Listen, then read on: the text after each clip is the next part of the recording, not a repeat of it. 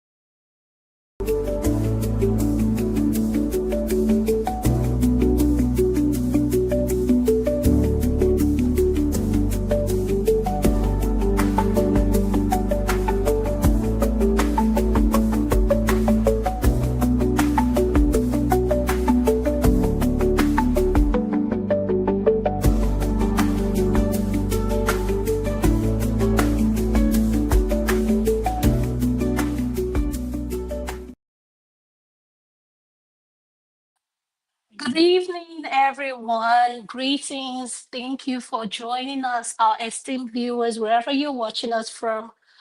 Um, Today is going to be an interesting day. We have some interesting topics that we're going to be talking about. We're going to be talking about the nest of king in regards to Obi Cubana, the biological son being the nest of king or the adopted son. And we are going to look into the politician that got killed by her pastor husband.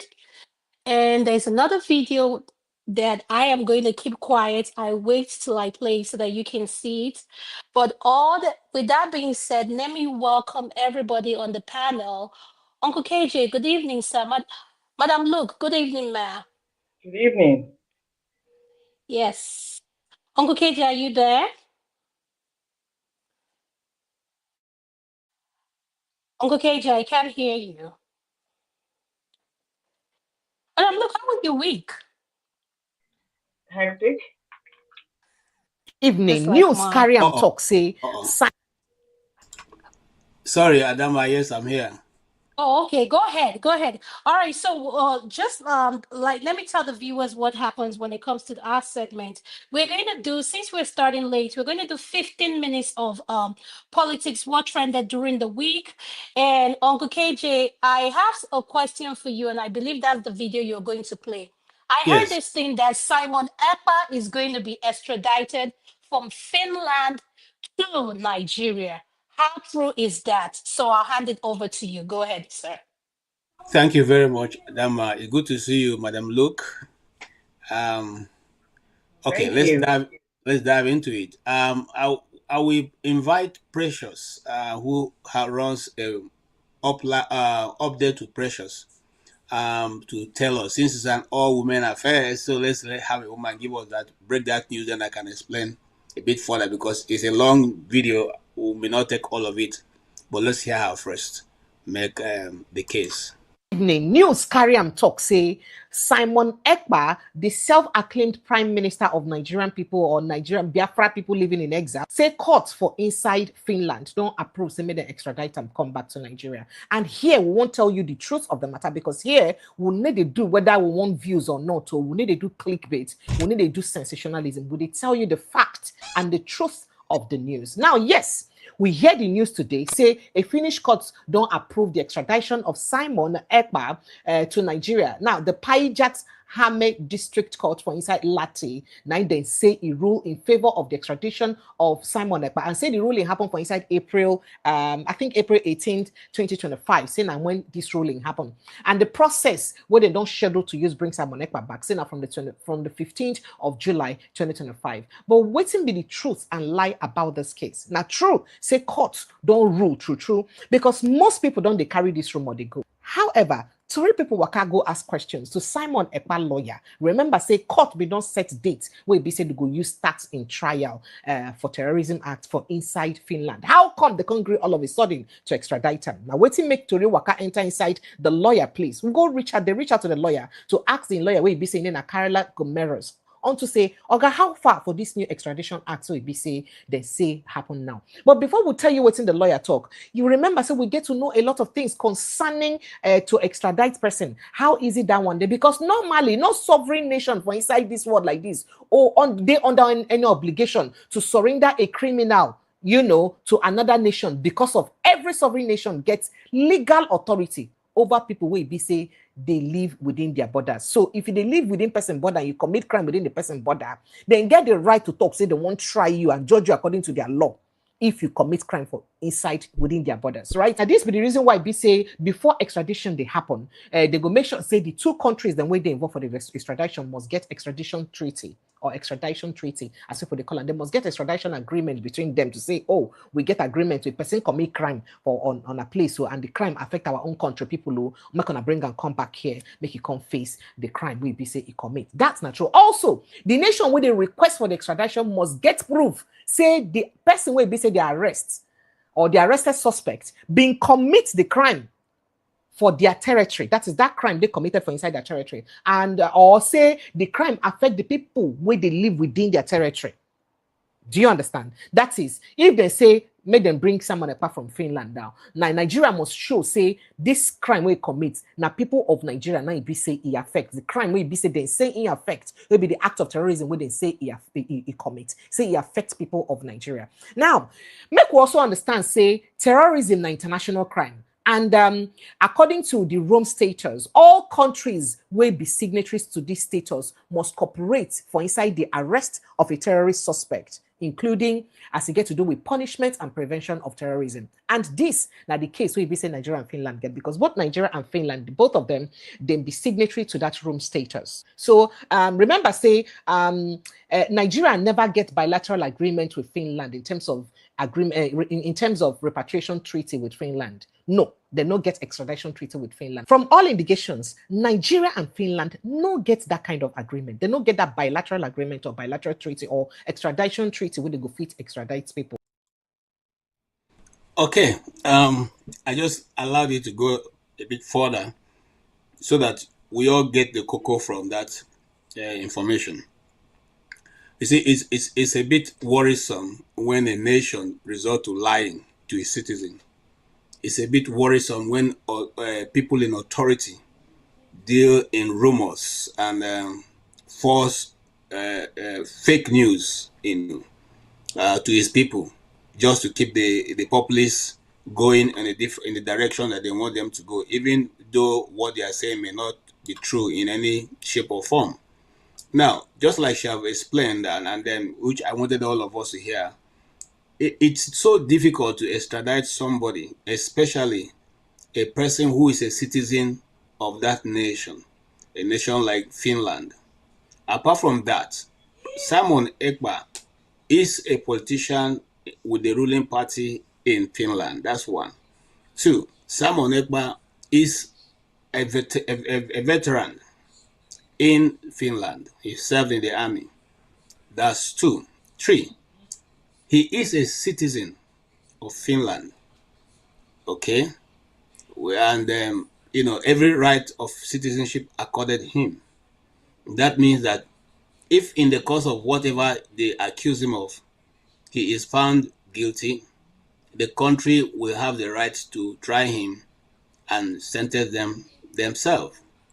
But let's go back a little bit, just in case the country decides not to want to do that. There are many things that a country will look at before extraditing or extraditing a citizen to another country. First and foremost, what is the level of the justice system, the criminal justice system in your country, in that country where the person is supposed to be extradited to? Does Nigeria have a record of being a law-abiding country where rule of law is respected? The answer is no. Have government or have people who have gone to seek justice in the courts in Nigeria been able to get justice? The answer is no.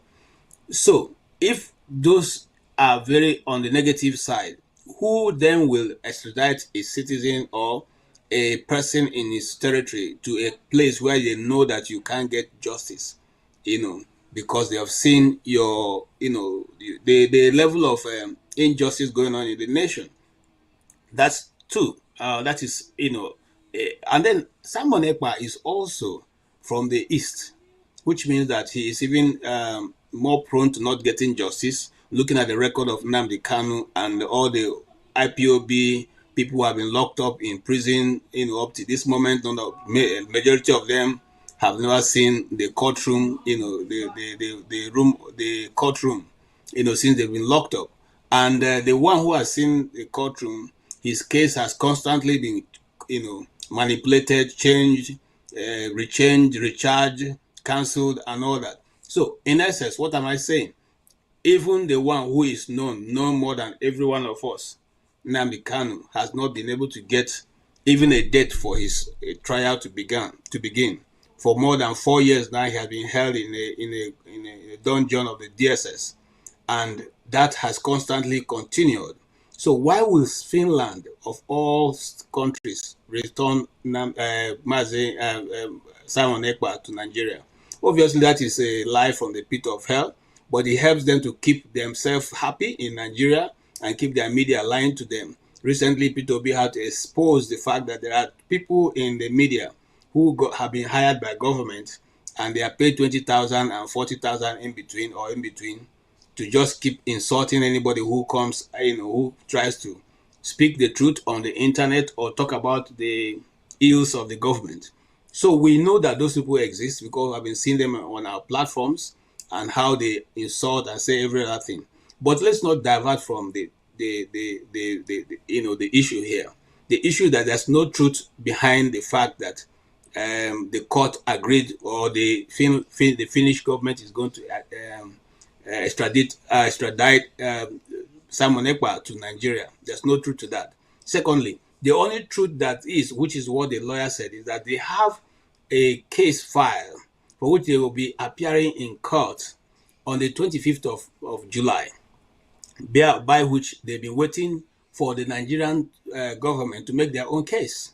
So right now, we don't know, apart from the initial case that the Joint Chief of Staff, Commander made, which is on TV, on the media. They don't have any official record of what Nigeria is even accusing them of, let alone talking about evidence. So how are you now going to be able to execute your case, apart from the fact that it is what we have been used to doing in Nigeria? We go to the media and lie to them or tell them, and because the media people in Nigeria, and I give kudos to them, most of them can't ask the pertinent question. They take it hook, line, and sinker, and they run with it. They run with it without, even doing their own private investigation to find out whether what they are saying is true or not.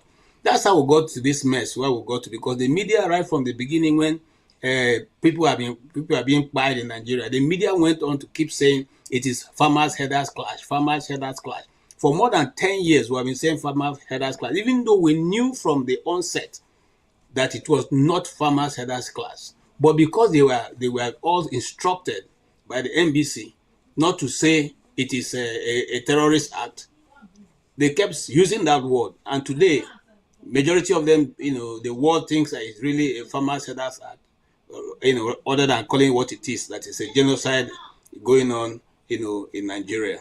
So that's what it is like. And so if anybody is thinking that they are going to whatever, because they are celebrating some of these groups that they've set up, who go and, fabricate these stories and then make a headline of it.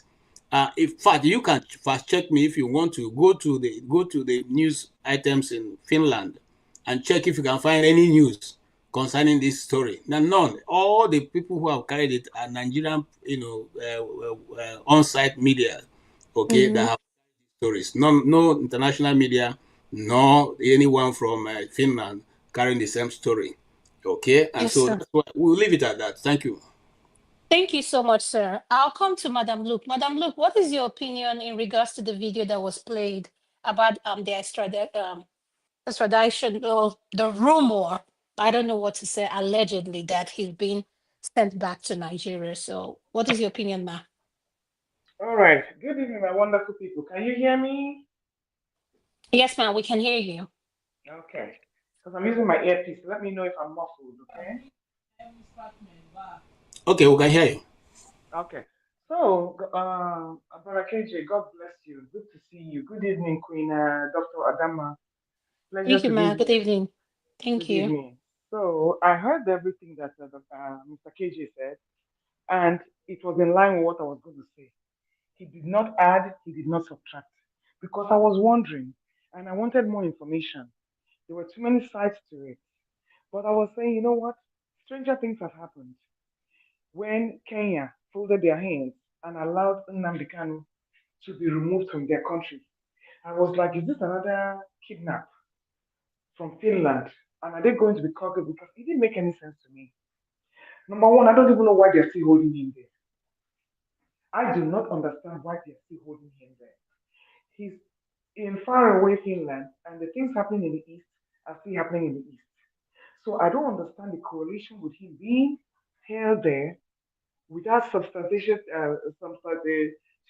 charges, and his freedom is taken away. I mean, we have a lot of people in Nigeria who do not get this kind of treatment, especially from the north. Just for his single protest, he's being held for terrorist charges, which didn't make sense to me. Is Finland in bed with Nigeria? What exactly is going on? But as Mr. KJ said, I want to believe that they're rumors, but left to me, I don't understand how somebody can even be incarcerated or nobody has heard from him. His family hasn't heard from him. There's something really fishy going on there. There's something exact. I don't know. I don't trust this Finnish government. I don't trust them. They're talking from two sides of their mouths. So it's just a matter of let's watch and see. That's all I have to say. Thank you. Thank you so much, ma. Uncle Ike, Ndeo, sir. Good evening. Welcome to the show, sir. I don't know if you saw the video. We're talking about the allegedly Simon Ekpa being extradited back to Nigeria before we go to our main topic. So what is your opinion on that, sir? You have 3 minutes. Yes, go ahead, sir. Ndeo, sir. Good evening, everybody. There are conflicting reports and news. I don't think it was a good. I don't think the news was real. I don't know how they come about it and spread it. But for me, personally, I do not have any problem if they extradite Samuel Ekpa. I'm one of the people that will put him in trial because what he has caused in the southeast is terrible, and I have no sympathy for him. I only have my respect and dedication to Nnamdi Kanu, not Samuel Ekpa. So I don't care whatever they do with him. So for me personally, I think the news was a fake news. I don't think it's genuine. And we all live in a developed world. I don't see how Finland will just give them Samuel Ekpa just like that. I don't think I don't think that news is real. So this government is about anything. Anything goes. This government they have no direction. It's all about trying to, what I say, trying to take people and minds away from the real fact that Nigeria is collapsed. Nigeria has collapsed. They don't have any story to tell Nigeria. Whenever they want to distract us, they bring one news and we occupy our minds about the news. So at the end of the day, I don't think it's a genuine news. And the Western world know how these things works. they respect human rights. They know what the value of life of a person is all about. So I don't think it's going to be easy for Finland to just give them Samuel Ekpa because the confused government of APC is saying whatever they what have they said that is true, So it's not a Thank true you. news, so I don't need to dwell about it. But for me, I'm speaking my mind personally. Mhm. I want him to face justice. For me personally, I don't care about any other person. This is my own personal opinion. In as much as I support people to fight for freedom, the way he's doing it in the Southeast, I am totally against that. So I hope that if they doesn't, if they don't bring him back to Nigeria, I hope that he should be able to change his style of, fighting for freedom, because the same people the same people you want to defend, you are killing everybody. So I don't think that I agree with his style, but for now, Mhm. I have a lot of my respect for him. That's my own opinion. Thank you so Dr. much, Dama, sir. Dr. Yes. Dama, please. Yes, ma'am. For all those, some of us who are illiterate, or will I say laymen, about exactly what Simon Ekpa does in the East, can Mr. Ike give us a brief summary of whatever his charges are and what he's accused of doing? Because some of us really don't know. Hello, Mr. Ike, welcome. Hello? Yeah. So you said, can who give us a brief listing of what he's charged for? Is that what you're asking? Yes, Mr. Ike, Mr. Ike seems to know more about all this, so you need to let us know exactly what Simon Ekpa is being held for. Thank you. Mr. Ike, did you hear? No, Uncle Ike, did I you hear the couldn't hear. question? I couldn't hear Sister Luke well. I couldn't hear what she said. You said Okay. go ahead. What she's saying is, you seem to have more information of what he did, that is it, which is being charged for, because you said what he did in the East. We don't know what he did in the East, but maybe you have a more clear information to give us. That's what she's asking. Do you My have? brother KJ, I'm not ready to play the politics of Samuel Ekpa here. I just said my opinion, and I'm not going to say nothing more than that. All I'm right. not here to play Okay. the politics of Samuel Ekpa. I'm here to, be part of this program. I don't want to go into that, Okay. personally. So. All right. Okay. Thank you. So, Thank you, sir. can I make a Uh-huh. quick statement? All Oh, right. go ahead. Here's my own belief. Here's my own mind. Yes, I may not, be one of some Ekpa's, who believe in or who trust what he's doing or how he went about it, but not because what he did. Now we see that someone like Ekpa is not in the picture now. Look at what is going on. What's going on in the east, in Hamufu, in Enugu, in Anambra State, in Imo State, in Delta State, when there was some seemingly seem to be an organized way of tackling those people, it wasn't that out of hand as it is now. Okay, and we cannot, like I said to Dr. Professor Chidi Kanu when he was here, who came with an elaborate, road map, sketch of what is going on in the East. It's not only the Eastern Security Network that's operating in the East. We have videos of people like Asare Dokubo saying what they've been doing in Imo State, saying what they've been doing in Abia State, in Anambra State, in Enugu. These are people who are there playing. And if you listen to the recent press interview by Hope Uzodinma, he has now come out to say, actually, what has been going on in the East is not the ESM and it's not IPOB. That they know it's not. Okay? And so now the truth is beginning to come out. Somebody was saying, Oga, you have said telling us the truth now. He said these are political actors and he knows those people who are playing these people. So because he said he's now born again, so maybe God is now pushing him to tell the truth of what has been going on in that place. But he came out last week to say he knows, and he's putting it on record, that what has been going on in the East is not because of IPOB or the ESM, as the case may be. They know that those people are aggrieved, yes, but they know that they're not the ones also causing those problems. If we have time, I can play that video for you just in case you don't have it. But I'm simply saying, if what the Nigerian government has done so far is to just make those statements that they want to present a request. The Finnish court have asked them to bring their evidence. Since the last time that they made that thing to today, according to what we have heard from the international media coming from Finland, they have not seen them, neither have they made any more submissions. But the deadline is the 25th of July.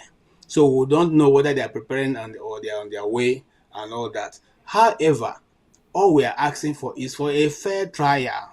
We're not saying Okay. leave him out or don't leave him out. Give him a fair trial. Let him present his case. You present your own. Let the court judge. Thank you. Well, thank you so much. Sister Adama, do you give me 1 second? Yes, go ahead. Go ahead, sir. 1 second so that we can get to the main See, topic. my brother But KJ, before we say anything, I just want to give a shout out to my sister Cece. Cece has been waiting to catch my show all the time. Cece, thank you for joining. I really appreciate you. Shout out to you, sis. I'm so happy you're here. Go ahead, Uncle Ike. Go ahead. and my brother KJ, if you want to listen and believe the governor of the Hope who's Odinjo of Imo State, yeah, that means you don't know who you are dealing with. I listen to his. Are you? So that means you believe what that monster is telling you. Is it what you are trying to tell me? You believe what that man is saying, my brother? But remember, these are the people who, first of all, brought up the issue of, they played up the issue of IPOB. They have been the ones who have been against IPOB. I've said on this channel many times that the people who are the problem of the Igbo people, the IPOB people, are the Eastern governors, those in elected positions. They are the ones who are selling the Igbos out. I've said that many times. So for him to even have a rethink and say this thing means that somehow he's probably coming to a realization that what I've been doing so far is not helping. Thank you. Thank you so much. I really appreciate everybody's inputs. And Uncle KJ, I will suggest, well, we'll talk after the show. Either way, we always talk. So I'll get back to you. So now let's go to the main topic that we all have been waiting for. Sorry, we had to just this time on thing. This is the main topic. I know everybody has seen the trending video of Obi Cubana's adopted son. So I'm going to play it, and I'm going to play what Obi Cubana, his response to what his adopted son did. Then we'll go from there.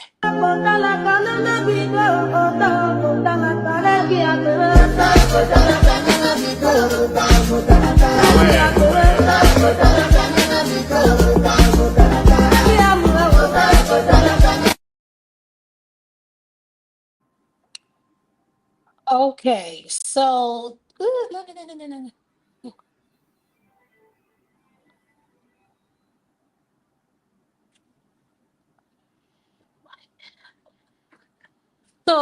Obi Cubana's son, let me take this, let me put this to the side so that we can see it.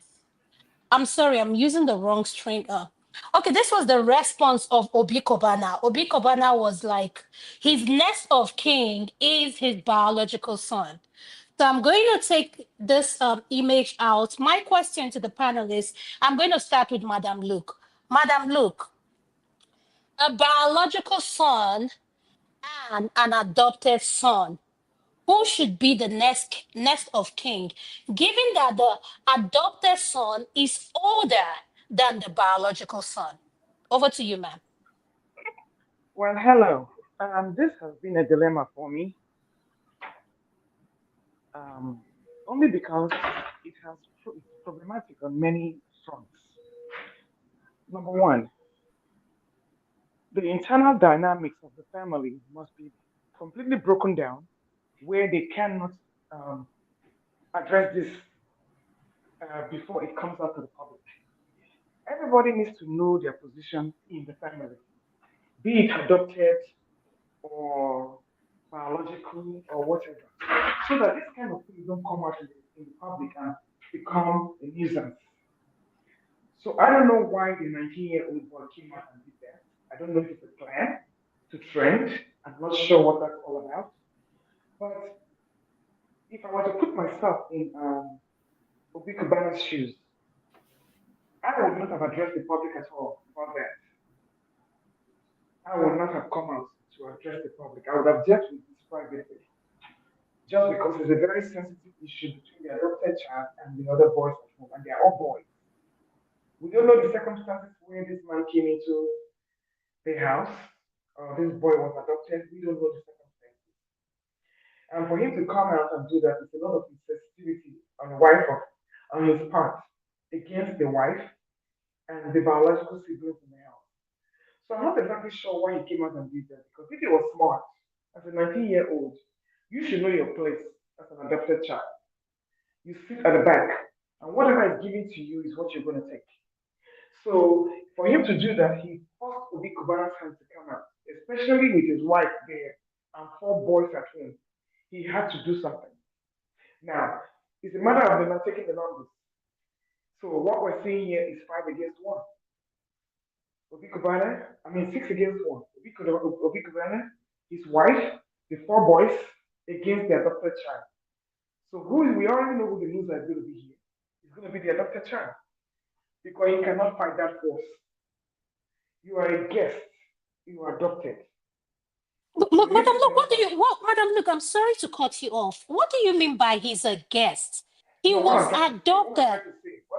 Sorry, Madam Lu, can you take off your this thing? Your voice is a bit muffled. Yes. Okay, hold on a minute. Let me come back. Let me go take my headphones off. Okay, I'll come back, okay? Okay. I'll go to Uncle Ike. Uncle Ike, what is your opinion on this video? Does an adopted child not have the same rights as a biological child when it comes to next of kin? Like, I'm confused. Yes, he's adopted and he is older than the biological child. So, why is it? I don't get it. Why is it that we look at adopted child like someone that doesn't belong, like needs to follow a certain rules than the biological child? Are they not equal? Okay, I'm back. That's Let me address that. yeah. Can you Go hear ahead, me Madam now? Luke. Yeah, much better. Thank you, ma'am. Okay. So when I called him a guest, it wasn't in a bad way, meaning you didn't come in the way the other people came in. So obviously, you are not going to have the same rights. Because number one, your mother is not in the picture. There's already a woman in the house. So if I were adopted and I was the only adopted child, that's a different thing. But you have other children here, and you have not been made the next of kin. So why would you come out and nobody is saying you should love your adopted children any differently, but you should understand here that the person who adopted this boy was the man. It wasn't a joint adoption with the wife. He was already adopted before he married this woman. So the main adoption is between him and this boy. It wasn't in consensus with the wife. So now you want to take precedence over the wife and her four boys. No, when I say you came for, you are a guest, it means you are. What we put it say, you are outside. You are a child brought from another family to come and join this blended family. So if we want to discuss if the child should have the same rights as the other children, that's debatable because I don't think the woman the wife is in conjunction with that plan. So that is why Obi Cubana had to come out and set the record straight because he doesn't want to go into issues with his wife. The boy has been well taken care of and everything has been happening. I don't understand why he will come out and do such a thing in public, knowing that it was very insensitive to the wife and the four boys. So as far as I'm concerned, he forced Obi Cubana to come out and that is what he got. So Obi Cubana is the only person who can tell you who his next of kin is, and he has already said that. So all we have to do is to respect it. Thank you. Thank you so much, ma'am. I'm going to do a lot of pushback, so but let me give everybody an opportunity to talk. Uncle Ike, you're next. Um, I am just blown away by the way we look at things. Uncle Ike, are you there, sir? Yeah, I'm here. Yes, what is your opinion? Should do a biological child not have the same rights, like an adopted child not have the same rights as the biological child? Like, I don't get it. Next of kin should be someone like the older person. I thought that's the African culture, but now we are talking about Oh, Obi Cubana is the one. I'll just go to you, sir. What is your opinion? Sister Adam, I see one of the things I used to say about families that bring their dirty leanings in the social media. These are one of those things. I don't know why we should be discussing something like this, because I think it's out of a place. The boy that was adopted, Obi Cubana did not adopt the boy, not because he didn't have male children. No. If I could remember the story of this guy, was he not the guy who was selling ice water on the street of Lagos, who was giving people ice water free? If that story was, if it's the same guy that ended up that Obi Cubana discovered him and brought him to Abuja and took him like his own son. If he sent him to university, and because he's from Enugu State, the guy is was intelligent, was very smart. So I completely agree with Madam Luke. It has nothing to do with when your adopted son or daughter, it didn't take him as your son or daughter. Why I brought the issue of Obi Cubana has sons already before he adopted the guy. He didn't adopt the guy because he didn't have children or he didn't have a son. He adopted the boy based on the love he had on the boy because of his level of intelligence and what he was doing, even in the midst of nothing. So he decided to take him in as a son. So I think he should be grateful for whatever. He's not going to suffer for the rest of his life. So I don't know why this issue of adoption should come in the first place. So this is why I'm advising parents, more especially we the Igbos. We cannot forget our culture and tradition where we come from, even though we are living in a developed world. Things are changing, but as an Igbo man, we know what is supposed to go to the public, right? So, Uncle Ike, please, sir. I just want to make sure I'm understanding what you're saying. Are you saying his next of kin should be his biological child? If it's so weird, that's what he wants. That's my point. What happened? It has nothing to do, Sister Adama, listen, it has nothing to do with, I just give you an example now. This guy was not adopted because Obi Cubana doesn't have son. He has. But I just gave you a little story how that boy came into this family, right?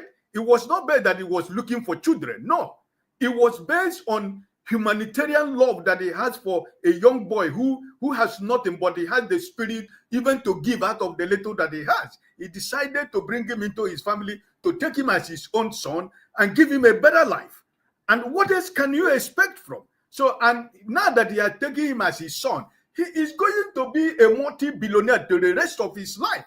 What is the issue of adoption and the issue of nurse of kin and nurse of bad and nurse of front? For me, I don't get it. I don't really get it. For the boy even to do something like that online, why should he say that? Why should he make this now to become a public? That boy himself, why will he do this online?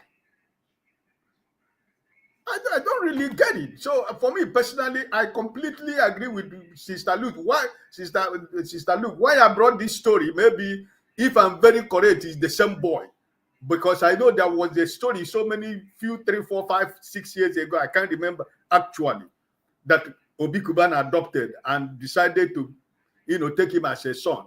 So if it is this guy, I mean, why should he raise his shoulders online and begin to, say things like that? I don't get it. Hey, Madam Adama, a question for you, please. Yes, I'm listening. Do you believe in respecting choices? That if the man has made his choice, it should be respected. Why do we question it? Thank you. Can I say something? Hold on. I'll answer that question then. Yes, I believe in respecting choices. And I believe in respecting choices, like you said with your statement, they should have been done behind. Like coming to the public, that's why we have opinion and that's why we are discussing it. It should have been done privately. It should be in his will. We shouldn't be discussing it to start with. Okay? with the caliber of person he is, which I know, if Adama has a will, Obi Cubana definitely has a will. But this is not something we should be. I am saying this is the angle I am looking at it from. Why do we look at adopted children as not your biological children? Like, to me, I can't get over that. Maybe because I'm in medical or science, Bon, I I don't think we know. make a problem and make a sana cast. Bon, même si vous Oh, bien sûr, let me c'est meet pas Uncle. I'll go to you, Uncle KJ. I'll go to you, sir. Okay. I've been here for a very long time. Oh yeah. Okay. Can I go ahead? I'll talk after you. Oga KJ, go ahead. You are elder now. Yeah, you sure know I can give you know No, say my I'm sure you're my big bros now. Go ahead. okay. Wahala. Thank you. Now here is what I will say, and I totally align with Ike here. I will take it a bit further. You know, a time came when Abraham didn't have a son, and but he had a very successful, very very loyal, um, servant. And he was praying and said to God, "Oh, you know what? Just to make Eliezer my heir, another." And said, God said, "You know what? Don't worry about Eliezer. I will bless him, but your heir will not be Eliezer. It will be your own from your own body. That is your own son, biological son." Having said that, this guy who I'm trying to put myself in Obi Cubana's shoes now. This guy who he adopted, he didn't adopt him as a baby. If he did adopt him as a baby, then we'll feel that we'll probably say, okay, what he has done now is not right. So he had adopted him as almost somebody who has become streetwise. And streetwise people, except God touches their heart, they will always be able to trace back where they're coming from. Now, someone with him who already have a son or sons will not now say, let me put this my adopted son above my own son. I won't do that myself. I'm talking to you people now as me. I will still tell the person, I adopted you, yes, you get every liberty and every largesse that my sons will get. But my son remains my son. Okay, you will continue. Since you see, what I was afraid of before was whether he was a baby when they adopted him and grew up in their house. Then that way I would feel bad that they brought him up in that way, and now at this age are saying he's not heir. But since he was brought from somewhere down the road where he was already a matured young man, because somebody selling in the street of Lagos is no longer a young man. I mean, he knows all the in and outs. So it is good that Obi Cubana called the shot just the way he decided to put himself out. That way everybody can get to settle out. But if he didn't call the shot that way, the problem would have continued. And I think he did that to save his family. If I were him, I've already adopted this guy. He's a matured guy now. I will sort him out. I've put him in his own house, and then give him everything that he needs to. He doesn't have to live in my main house. He can be a man. He has always been a man in the streets, so he can equally continue that way. But let's not think that because Obi Cubana said that means Obi Cubana doesn't like him. He was the first person who put himself out, and that is how Obi Cubana decided to call the bluff. But you see, the thing is this: these guys who make so much money I don't like to they can be brutal. So they are not people that you can actually push them. If you are pushing them, you are doing that at your own peril because they can be brutal people. I'm not saying Obi Cubana is like that, but I'm just telling you that those guys, their mind, as we say in Igbo, Obi had lazo, huh? Thank you so much. Thank you so much, sir. Can I thank you for being patient with us? I'm going to go over to you. I know you saw the video. What is your opinion on it, sir? Okay, thank you. I actually did not even watch any of the videos. I was just seeing the news and all that. But I didn't watch the video. I just saw a boy dancing with a tag, Ness of Kin or something like that. But the truth is, sometimes you don't blame these Gen Z children. Some of them tend to be very careless. and thoughtless, if I should say something like that. Even if it was just kind of, he was just having fun with camera. There are some sensitive things you don't really touch, especially if you know your situation or if you know your position. So when it comes to this boy, I see him as one of those careless, thoughtless Gen Z children that are always, whatever they think is right in their eyes. You, the elder one, cannot even correct them. They're always right. But this is it. In Igbo land, and I believe Obi Cubana is an Igbo man, his wife also, we have a tradition that we use to handle this kind of a thing. You have male children, and you eventually, or somewhat, try to adopt another child, boy, into your family. If you have not, or if you did not take this child to what we call Irumo, to notify the elders of the land and the gods of the land that this child, as from today, or from today henceforth, this child become yours, and you've invited this child in your house. If you did not do that, I will tell you, go anywhere, go to any court, adopt the child is not yours. The day you are gone, the elders will tell the child to go and look for your parents. Simple. You have to take the child to Irumo, Irumo. This is how you invite the child to be part of your family. If you did not do that and you leave this world, that child is not yours. That child must be sent back to wherever it's coming from. So I don't know if Obi Cubana has done this, but there is a news again going around that boy is actually not an adopted son. He's just Obi Cubana's nephew. I don't know which one is true, but let's assume that he's an adopted child. Does he have a right in that family? Yes, it is up to the man, which is Obi Cubana, to know the limit of that child's right in that family. But will the child automatically assume, because he's the oldest, assume the next of kin to Obi Cubana? Hell no. Obi Cubana is not stupid now. Just think it this way: if you were Obi Cubana and you adopted a child, when you already have male children, you just adopted this child to help the child, and all of a sudden the child is claiming to be the next of kin. Do you know what next of kin entails in Igbo land?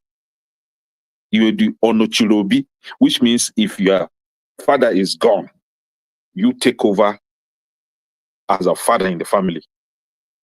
And you're just an adopted child. There are male children before you came in. Matter of fact, you should be the last child of the family, not the first, even though you senior them by age, but you came in last. So you should be the last. So will you have a right in that family? Yes, but with a limit. There should be a limit. So if this child is actually his nephew, I don't know why they argue all these speculations and argument on social media is going around. See, Obi Cubana's wife is not stupid. She labored, has children for her husband, and her husband adopted a child, and all of a sudden the child is claiming next of kin. Next of kin, I mean. I don't think anybody will accept this. So to a larger extent, I agree with Madam Luke. Not necessarily that child does not have a right in that family. You have some rights because you're an adopted. But when it comes to Igbo tradition, if you have not been taken to Irumo, you have no single right in that family. You are just a guest, just like Madam Luke tried to, put it. So you are just a guest. When you leave out your visit time, you go back to wherever you're coming from, unless you were taken to Irumo. Otherwise, whatever you are doing, you're just playing in that family. Okay, thank you so much for your opinion. I'm going to come back to Madam Luke. Now, this is the angle I want us to all look for. We've seen this Obi Cubana, this thing. So what happened to situation where you have a family where the woman gave birth to all female children and they later adopt a son because the man wants a male child, someone to take over. So, Madam Now, Luke, over to you. okay. Who hold on, Ekene. So what happened in that situation? Are you going to say that that son is not legitimate because he was adopted? Like, I'm confused. I understand where you're coming from. Our culture, Igbo, this thing, Irumo and all that stuff. Not, I don't think every Igbo culture is like that. I don't know about Uncle KJ. I don't know if Uma here, like, I may be wrong. I don't know. But Ekene, I'll start from you since you're the last one that spoke. Now, if you have, as a man, as an Igbo man, you have female children, and you tried everything possible to have a male child, and you couldn't, maybe the fault is from you. Obviously, I think that is the only reason why you should go and adopt a son outside. But if the child is not, if the fault is not from you, that you can actually have a male child, okay, you can actually have a child. So it's complicated. Let me not twist it that way. So, but the thing is, if you have a male child, I think the right thing for you to do is to take this child to your village. And when you get to your village, you tell the elders that this is your child, and you want the child to be identified as part of this family. The elders know, they know what to do. They will simply take this child to Irumo and officially accept the child in that clan and in that family to be part of them. So which means that henceforth, this child will not see any girl in that clan, from that clan, as his girlfriend.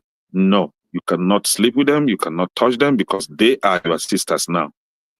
And that is the reason why these things are done in Igbo land. If you don't do that, if you are one of those diasporans, one of those Ndiolo Igbo that have forgotten your tradition, one of those educated people that think you know everything, that your education courts has the final say over your tradition, don't worry. The day you will leave and gone, the family will redefine the thing for you. The elders will redefine everything for you.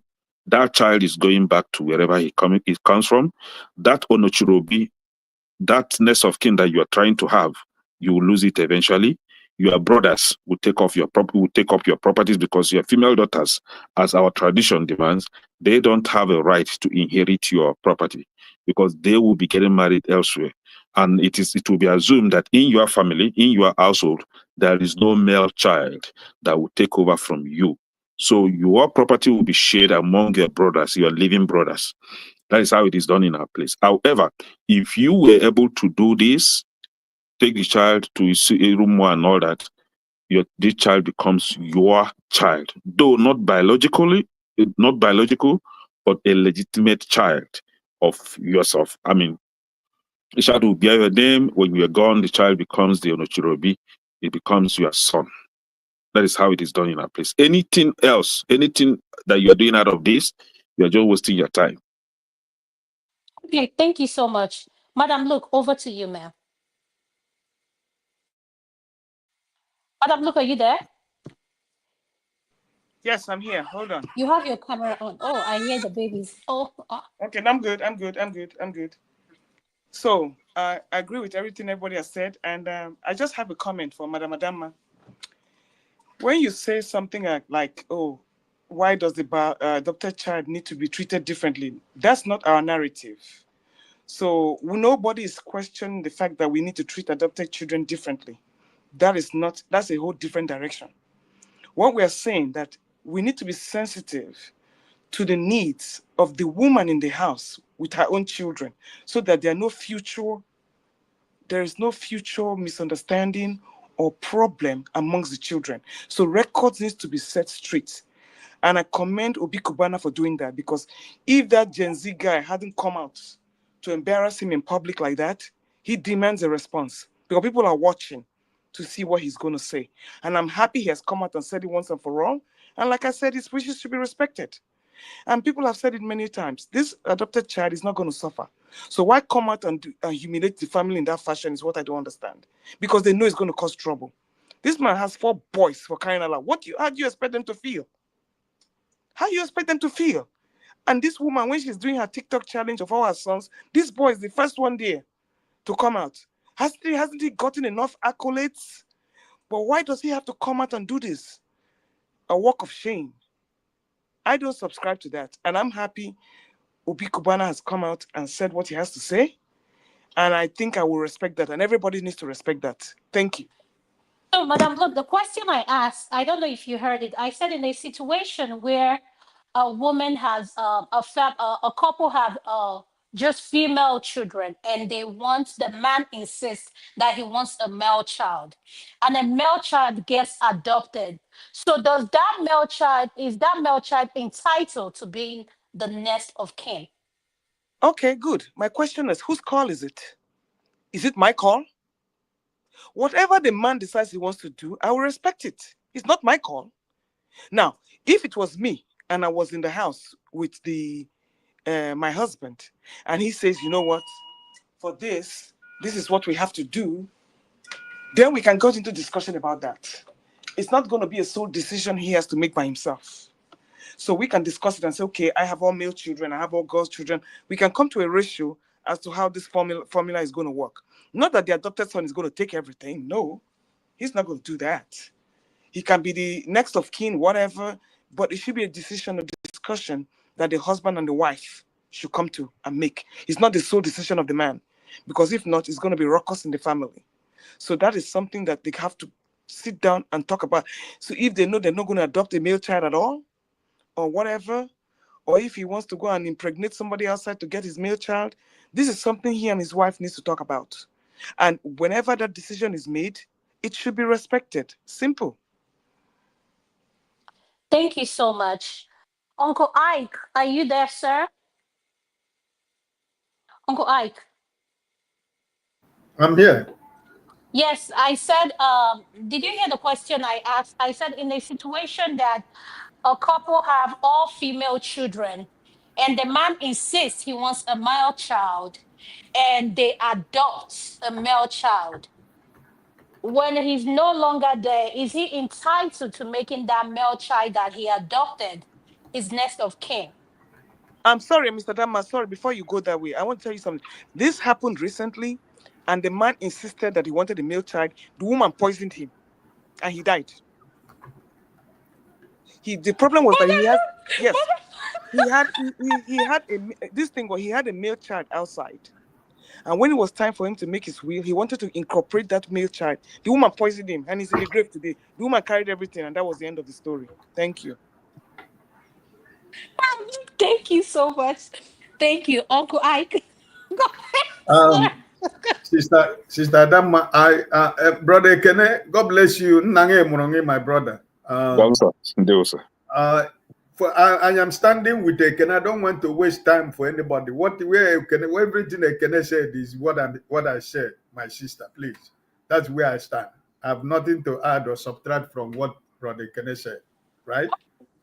all right, sir. Okay, Uncle KJ, what is your opinion on this, sir?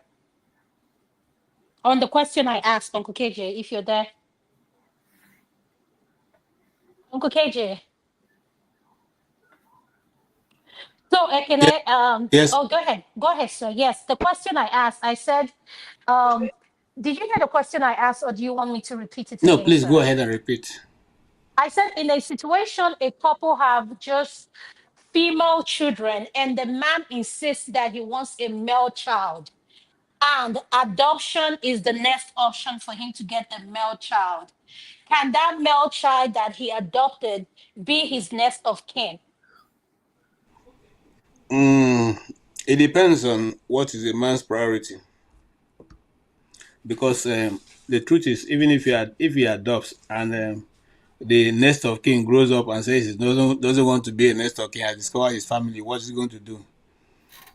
So if you ask me, if I was in his position, I will, even though he may want a man to be in his house, he can adopt, but he will still break his property into all his children. I want to say here that even these days, most of our guys now do me right, baby, God help us that our children are not like that. But most of the boys there out there now do me right, especially those of them in America here. They take care of their parents. It's the women that take care of parents most of the time. So if a man who does have 3 girls, and he's thinking of the fact that because he doesn't have a male son, he has lost. I don't think he knows what he's doing. However, I understand because I am Igbo, and I know how it is. How sometimes it looks is very important for so certain Igbo people. It is before now it's not that more prevalent, but I know how important it is, and that they say "Onwokwara- onwokwara nwa nwoke, onwokwara nwa nwoke, onwokwara nwoke," and all that. But looking at things now, tell you the truth, the women they take more of their parents in old age than the male do. Hold on, Because say now, that. Say please. Say look. You can you speak louder so that our audience can hear you? You yeah. said So looking what I'm at saying, things now. I'm listening. looking at things now as it stands now, the women are they are more more well better in taking care of their parents at old age than the men.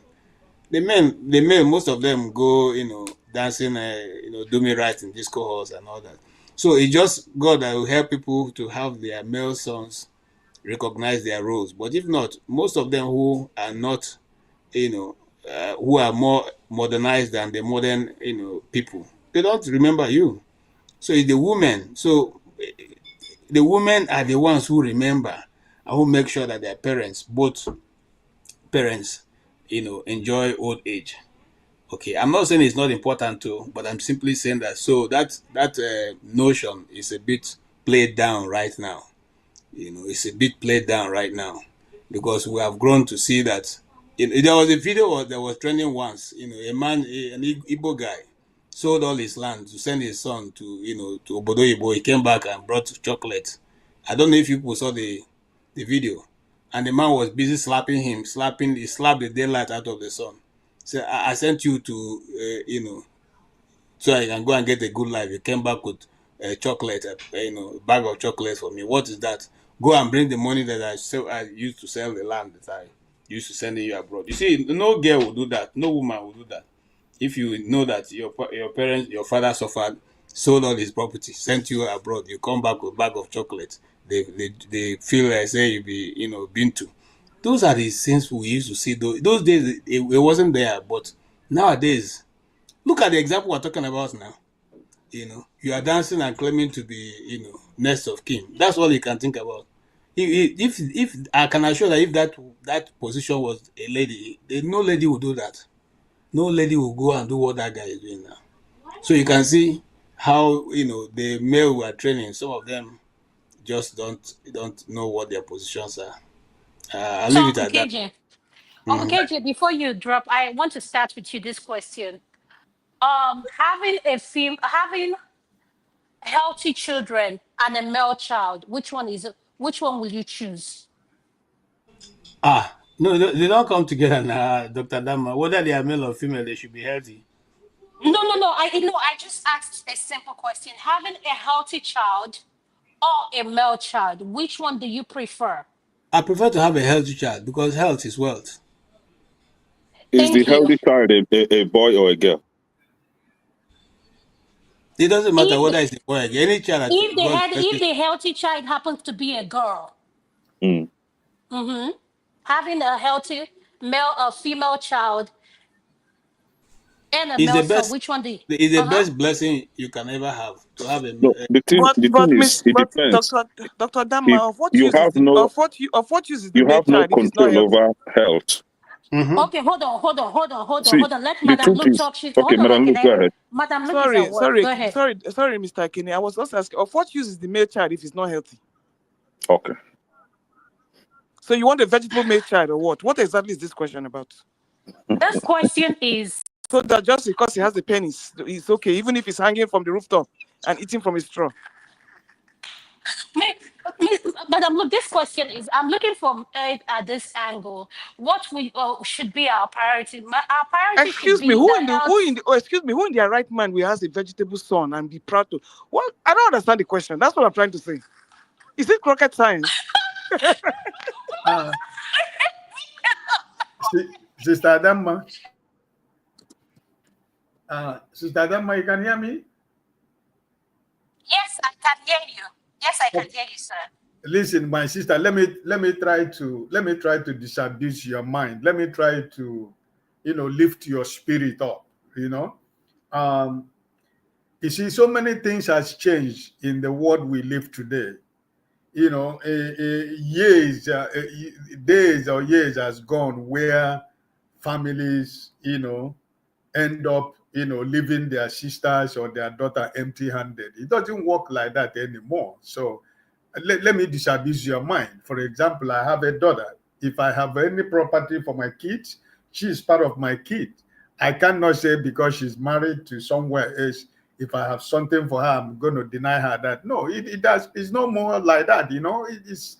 But if we want to follow our cultures and tradition, yes, that's what it used to be. But I just want to tell you that, like what KJ was so many years ago, it has changed. It's no more like that where, the boys in the family will stick their neck that their sister will not get anything. I think 75 to 85% of Nigerians or Igbo land is no more existing. People give their daughter part of their properties because she is part of the family. It doesn't matter that she has to go somewhere to build her family. So don't be afraid of that. We are trying to disabuse your mind about that, because it's not that we are speaking because maybe we don't have a daughter or we have a daughter. No, but that's, first of all, we have to straighten your neck by telling you what the cultures and tradition of the Igbos are. But it doesn't mean that those things doesn't change, or people cannot see something that is good out of the cultures and traditions of people. So that's why I'm trying to tell you that our culture and tradition now, they don't hold it so tight as it used, so many years ago. Now, our daughters, even your sisters also, in so many families now, your sisters, they get part of the family property. The ECOB can decide to share the family property and give the sisters. So it's no more something, ladies in Igbo land or in Nigeria should be afraid of. It's no more, it's there, but it's not as rampant as of so many years. That's only what I wanted to say, right? Thank you so much, sir. I appreciate your opinion. I can know you're honest. Answer Yes, honestly. Yes, honestly, I agree 100% with Oga Ike, because like you rightly said, we are trying to bring in some cultural and historical perspective into this. That doesn't mean that modernization and wisdom shouldn't be at play. For example, me personally, if I had just female children, no human being on this earth would deprive them of inheritance. This is one thing I always put straightforward. Matter of fact, my female children will have, maybe not exactly, because my first male child should inherit my Obi, and every other property that I have must be shared among my children, both the female and the male. I don't care what the tradition says. This is how I want to do it. This is my property, this is my sweat, and this is how I have chosen to share my property among my children. So tradition, culture should stay aside when it comes to this. Now, to answer your question, right, between healthy child and a male child, like I rightly said, culturally and historically, male child is of much importance then in Igbo land. Even if you have the one they call Imbe, I don't want to put it because there's nobody should be addressed like that. No. You have to define it for us, because we have viewers that are listening. What is Imbe? Imbe is imbecile, right? And that is why I don't want to say it, because you don't address human being like that. So that child, historically and culturally, is more valued than having a female child. See how we think like that. How we reason that. Mr. Kene, you can use a technical word like disability so that people can get your message across. Okay. Thank you. Okay. Now, this is it. But modernization and maybe common sense and wisdom has it that a healthy child is is far more important than just having a child that may even wreck your life, because some of these male children are terrible human beings at the end of the day. Once they get married, they forgot about you. You're not even existing as your father. as his father. You're not even existing. It is those female children that always remember that, oh, I have a father. This is a Father's Day. I should visit my dad. This is a Mother's Day. Coming, I will have to visit my mother. But the male child will just follow one big nyash and go. And you forget about you. You will not even remember that you exist yourself. All you'll be talking about is my wife is more important than every other thing. Oh, my life is for my wife. Onyenwem. You even call it her Onyenwem. And he forgot that he has a father and mother elsewhere. So to me personally, I think no child is every child is important, be it female or male child. They should be important. These are your children. These are something that you don't have control over. Because even if you said, okay, you go for the male child over the female child, I mean the male child that is not healthy over the healthy female child, what happens if tomorrow the male child dies and you are not able to have another? And then turn it the other way around. You go for the female child over the unhealthy male child. What if tomorrow she becomes that sick child or unhealthy child or dies? So it's something that you don't have control over, and that is why we always pray that we shouldn't have ourselves in this kind of situation where we don't have control over what happens in our, happen in our life, and that is why we should always pray for God's. For those that believe in God, pray for God's intervention in your life, so that you are not faced with some situation where you will be so devastated that you won't even know what to do with your life anymore. So a child is a child. Every child must be respected. Every child must be accepted, and every child must be treated equally, be it female or a male child. Okay, thank you so much. Well, this is my own submission in this topic before I come to the next topic. I feel like at the end of the day, we should prioritize having a healthy child, like whichever male or female, they are both all from God. None of us can create. We can't create anything. And I remember growing up as a child, my dad always say, and my mom, they say, Inibo, and well, as we grow up, we keep asking, what do you mean? He said, I don't rely on my children for anything. If I have to work hard, when let them, I will sell my land, do this, do that. So please, let's learn to treat adopted children, biological children equal. They are all human. Like Madam Luke said, I respect people's opinion. Whatever your opinion is none of my business. I respect it. But at the end of the day, let's strive more. I feel like we put too much emphasis on male children and the pressure on women. You only gave back to female. So we need to stop that. And the stigma, we need to stop that. Strive more for a healthy society, because if you think it's easy to have a baby, please go to the NICU and see what babies are going through. Then you will thank God for what you have and stop being picky. So So with that being said, I got one on my hand right now. yes, Madam. Look, they don't know. They will come. They say, "Oh, I want this." I mean, they pick it like they're in auction. No, these are children we're talking about. Just pray for a healthy child. Whatever the sex is, there's a reason why God gave you that sex. So, if you don't like it, whichever way, if you want to go play God, good luck with that. So, with that being said, let's go to the next topic.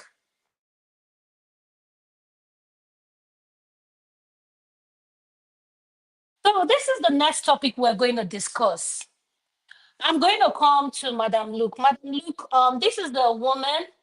I don't know, I think she's an advisor, special advisor. She was killed by her husband, who is a pastor, beauty with brains. She's beautiful. And hi, he's a politician.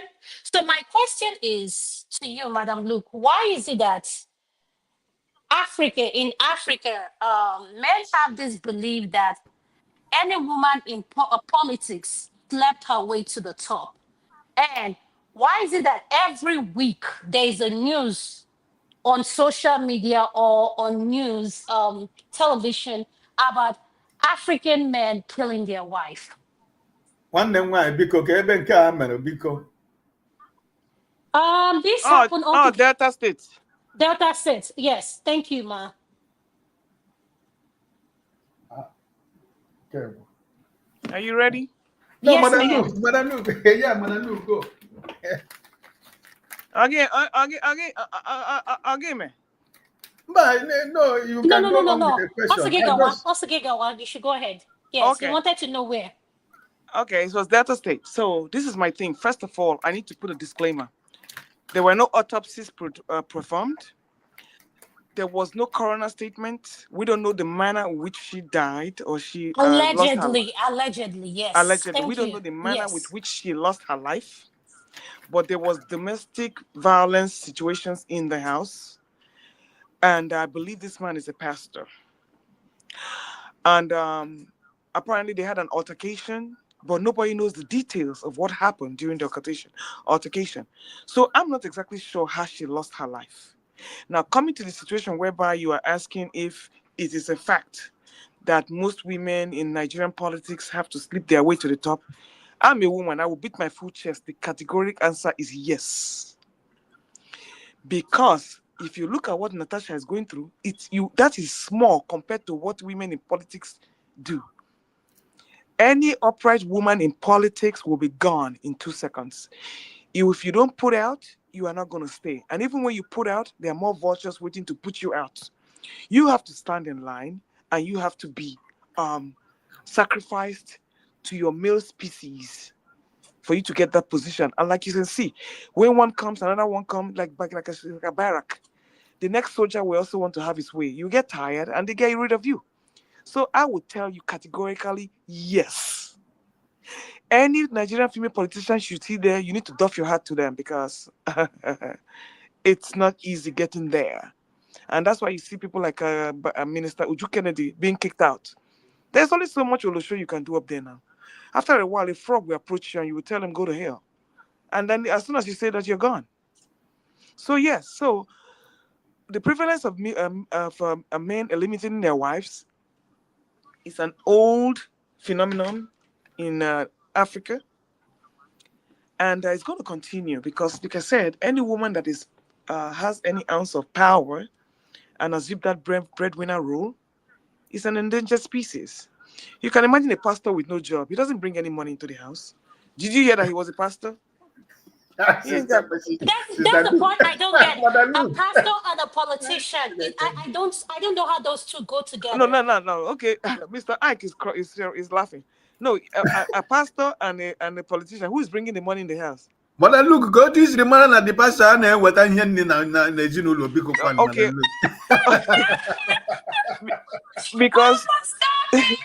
Because no pastor that is wealthy will be in the house with the wife. They'll be flying private jets and going from place to place. This one is in the house looking for pocket money, and that is why they got into a fight. So which other wealthy pastor have you seen here in the domestic front arguing with my wife money? Do you see Oyedepo doing that? Do you see even Odumeje? You just see how his wife looks. So please, there are pastors and there are pastors. The ones that stay at home begging for money are the ones that are more prone to eliminate their wives, because when you try to control her paycheck, she's going to resist. And this is a classic scenario. Look at the beautiful woman.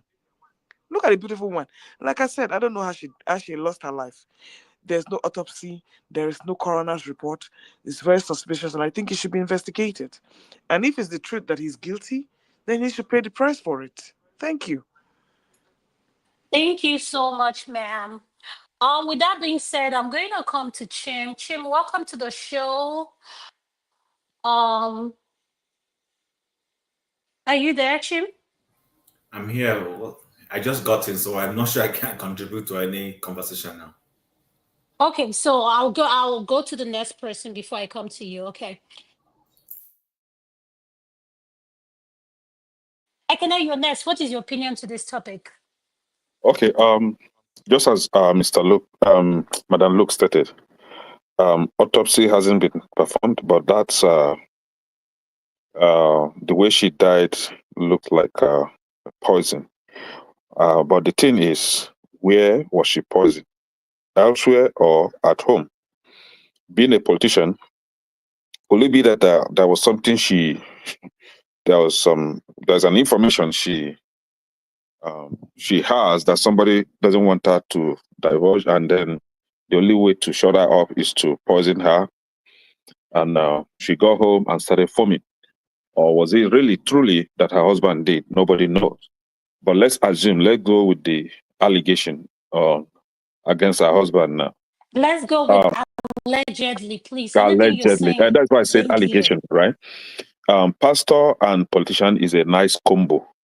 If they should really work on that advantage, they will be able to make a lot of money. The pastor will brainwash the people to vote for his wife, that is a politician, because God told him that she's going to bring good tidings for them. And the people in the church are sheep. So whatever the head, the head that tells them, they will believe. So they will be able to vote. He will compel them to vote for his wife, and then money will be coming from the politics, and then the sheep will be donating a lot of money in the church and giving offerings. So it's a nice combo if they were able to really make the advantage. But the thing is, why would you? I don't know, because sometimes I get like I don't know what to say about human being. All the time we'll be blaming devil, devil, devil. Sometimes I think devil doesn't exist anywhere. That devil, that Satan is we are the Satan. We human beings are the Satan. We are the devil. I've never seen any spirit that look like devil or anything that is actually devil. But I see human being behaving like devil. So I'm of the conclusion that human beings are the devil that we are seeing. A wife, a woman that you got married to, that you probably profess that you love her. You see, that is why that word love shouldn't be used by idiot like this. That is allegedly, if he's the one, if he was guilty of doing this. And then you have the heart to, even if she's not your wife, even if she's your enemy, you poison her to die. What is your gain? What is your profit? I mean, what is it going to profit you? She's dead, she's gone. And then what else? Your life will change, right? So I think sometimes it's about insecurity. You see how beautiful she is, and then have you seen the picture of the husband, the alleged husband? I mean, the alleged killer. He has eczema everywhere, even at this modern world. Eczema full his face. Those monkey from the mountain that will come down. You see eczema on their faces, and that's how his face look like now. And then I don't even know, some women you agree to marry some certain type of men. It doesn't like put this woman side by side with the man. There's no match. But I don't know what happened. She agreed to marry him. But that is, by the way, it's by disturbance now is that she's my Igbo sister self. That is the thing. But the thing is, it's all about insecurity. It's all about envy, because some men have the belief that their wife shouldn't be making more than them financially. That she's a politician. Men will be hugging her, like real hugging. That the likes of what's his name, Goswell Akpabio, we want to go to the factory, but you allow her to be a politician. That is fine. Just come out your mind. Follow her like Natasha's husband. That is fine. Keep your mouth shut. Pretend as if you're not seeing anything. That is, if anything is happening, right? Because she's the one giving you the bread that you eat. You idiot. You don't want to go and hustle and take care of your wife. It's the wife that will be hustling to take care of you. And then you come back and start feeling insecure. And then you want to buy her. Sometimes devil is very innocent. Let's stop calling devil. Okay, thank you, sir. So, Cece, let me explain to you what the story is. This is everything I'm saying is allegedly. Based on my research, I was told she was isolated by her husband. And this is her second marriage, and including the husband as well. His second marriage, but he's allegedly an abusive person, and he isolated her, locked everything up. So one day the cleaner was cleaning up or whatever, and opened up the door. She was foaming in her mouth. So the cleaner called the sister of this woman and said, "Listen, look at how we found your sister." So by the time they got to the hospital, and everything, she passed out. She passed away. So that is what allegedly happened, and that's how she died. So the husband is a pastor. I don't know of what church, but that's how she died. Uncle Ike, I'll go to you next, sir. Could you please unmute, sir? Yeah, I am moved. So my question to you, Uncle Ike, why do men, like, why do we resort to killing each other if it's not working out? What is wrong with walking away, filing for divorce, separation? Like, why do we resort to killing each other in order to everything? Like, I My, don't my, know. my sister, to be honest with you, this kind of thing is a very strange thing in Africa, really, in many years ago, right? Um, I've always said, like last time we were talking about the Ghana pastor in Texas, who killed the wife or whatever. I've always said that none of us can give life. And anybody that takes somebody's life, um, really, is whatever that is the punishment for somebody to take somebody's life. There should be no limitation to what the law will say about somebody who took somebody's life. Like Madam Luke said, we don't know actually what happened. And like Ekene said also, politicians, you have a lot of slow poisoning that can kill in seconds, in 5 minutes, in 15, in 20, or 1 hour, or 2 days, or 4 days. So it's something, a real investigation need to be carried out actually to know who actually was responsible for this lady to lose her life for whatever reason. So, Sister Adam, I think it's not this issue of people taking somebody's life is never rampant in Africa. I think this issue of modernization about what we see that happen in the Western world, because we used to know that all this didn't happen in America and in Europe, but now it's coming back to people in Africa, where people take their life of their husband or the life of their wife. It's really sad for people to settle their scores, a husband and wife, who have seen the nakedness of each other, who decided to say that the two becomes one, and it end up that one of us will take the other person's life. Really, that it doesn't matter whether you're a pastor, whether you're a bishop, whether you're an unbeliever, whether you're whatever. You do not have right to life because none of us can give life. So let people stop attaching titles when something like this happen, because that title means nothing. So for the fact that Could you clarify, sir? I'm sorry to interject. What do you mean title? Could you clarify what you're saying? Because he's a pastor, right? She's a politician. He's a pastor. Yeah, That's what I'm talking about, the husband that is a pastor. I'm trying to say that allegedly we don't know if he's the man, but when we are talking about somebody taking somebody's life, we should forget about what that person is, because that person can never give life, right? So really sad. It's a very sad story. It's really a very sad story, and I think that people should find a way to resolve their differences instead of thinking about taking somebody's life. I don't think that the person that is doing that or thinking about that, I don't know the kind of conscience the person has to think like that. So it doesn't matter if your wife is a politician. I think before you get married to the woman, you already know what she is. And if she has not become a politician when you married her, when she begins to get involved in the issue of politics, you are still the husband. You supported her. You agreed that she can toe that line.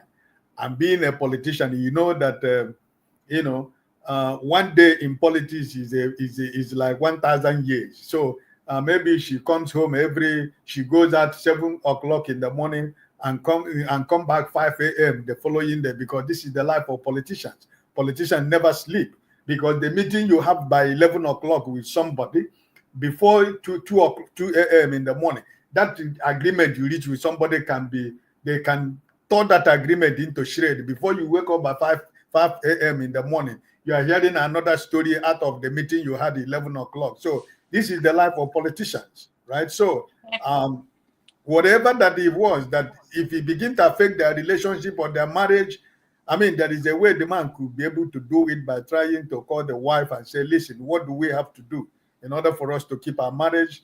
Do we keep our positions in order to save our marriages? Or what is the sacrifice that we have to make that we can be able to keep our marriages and keep our children, so that whatever position we occupy in the society should not take away the mere responsibility of husband and wife.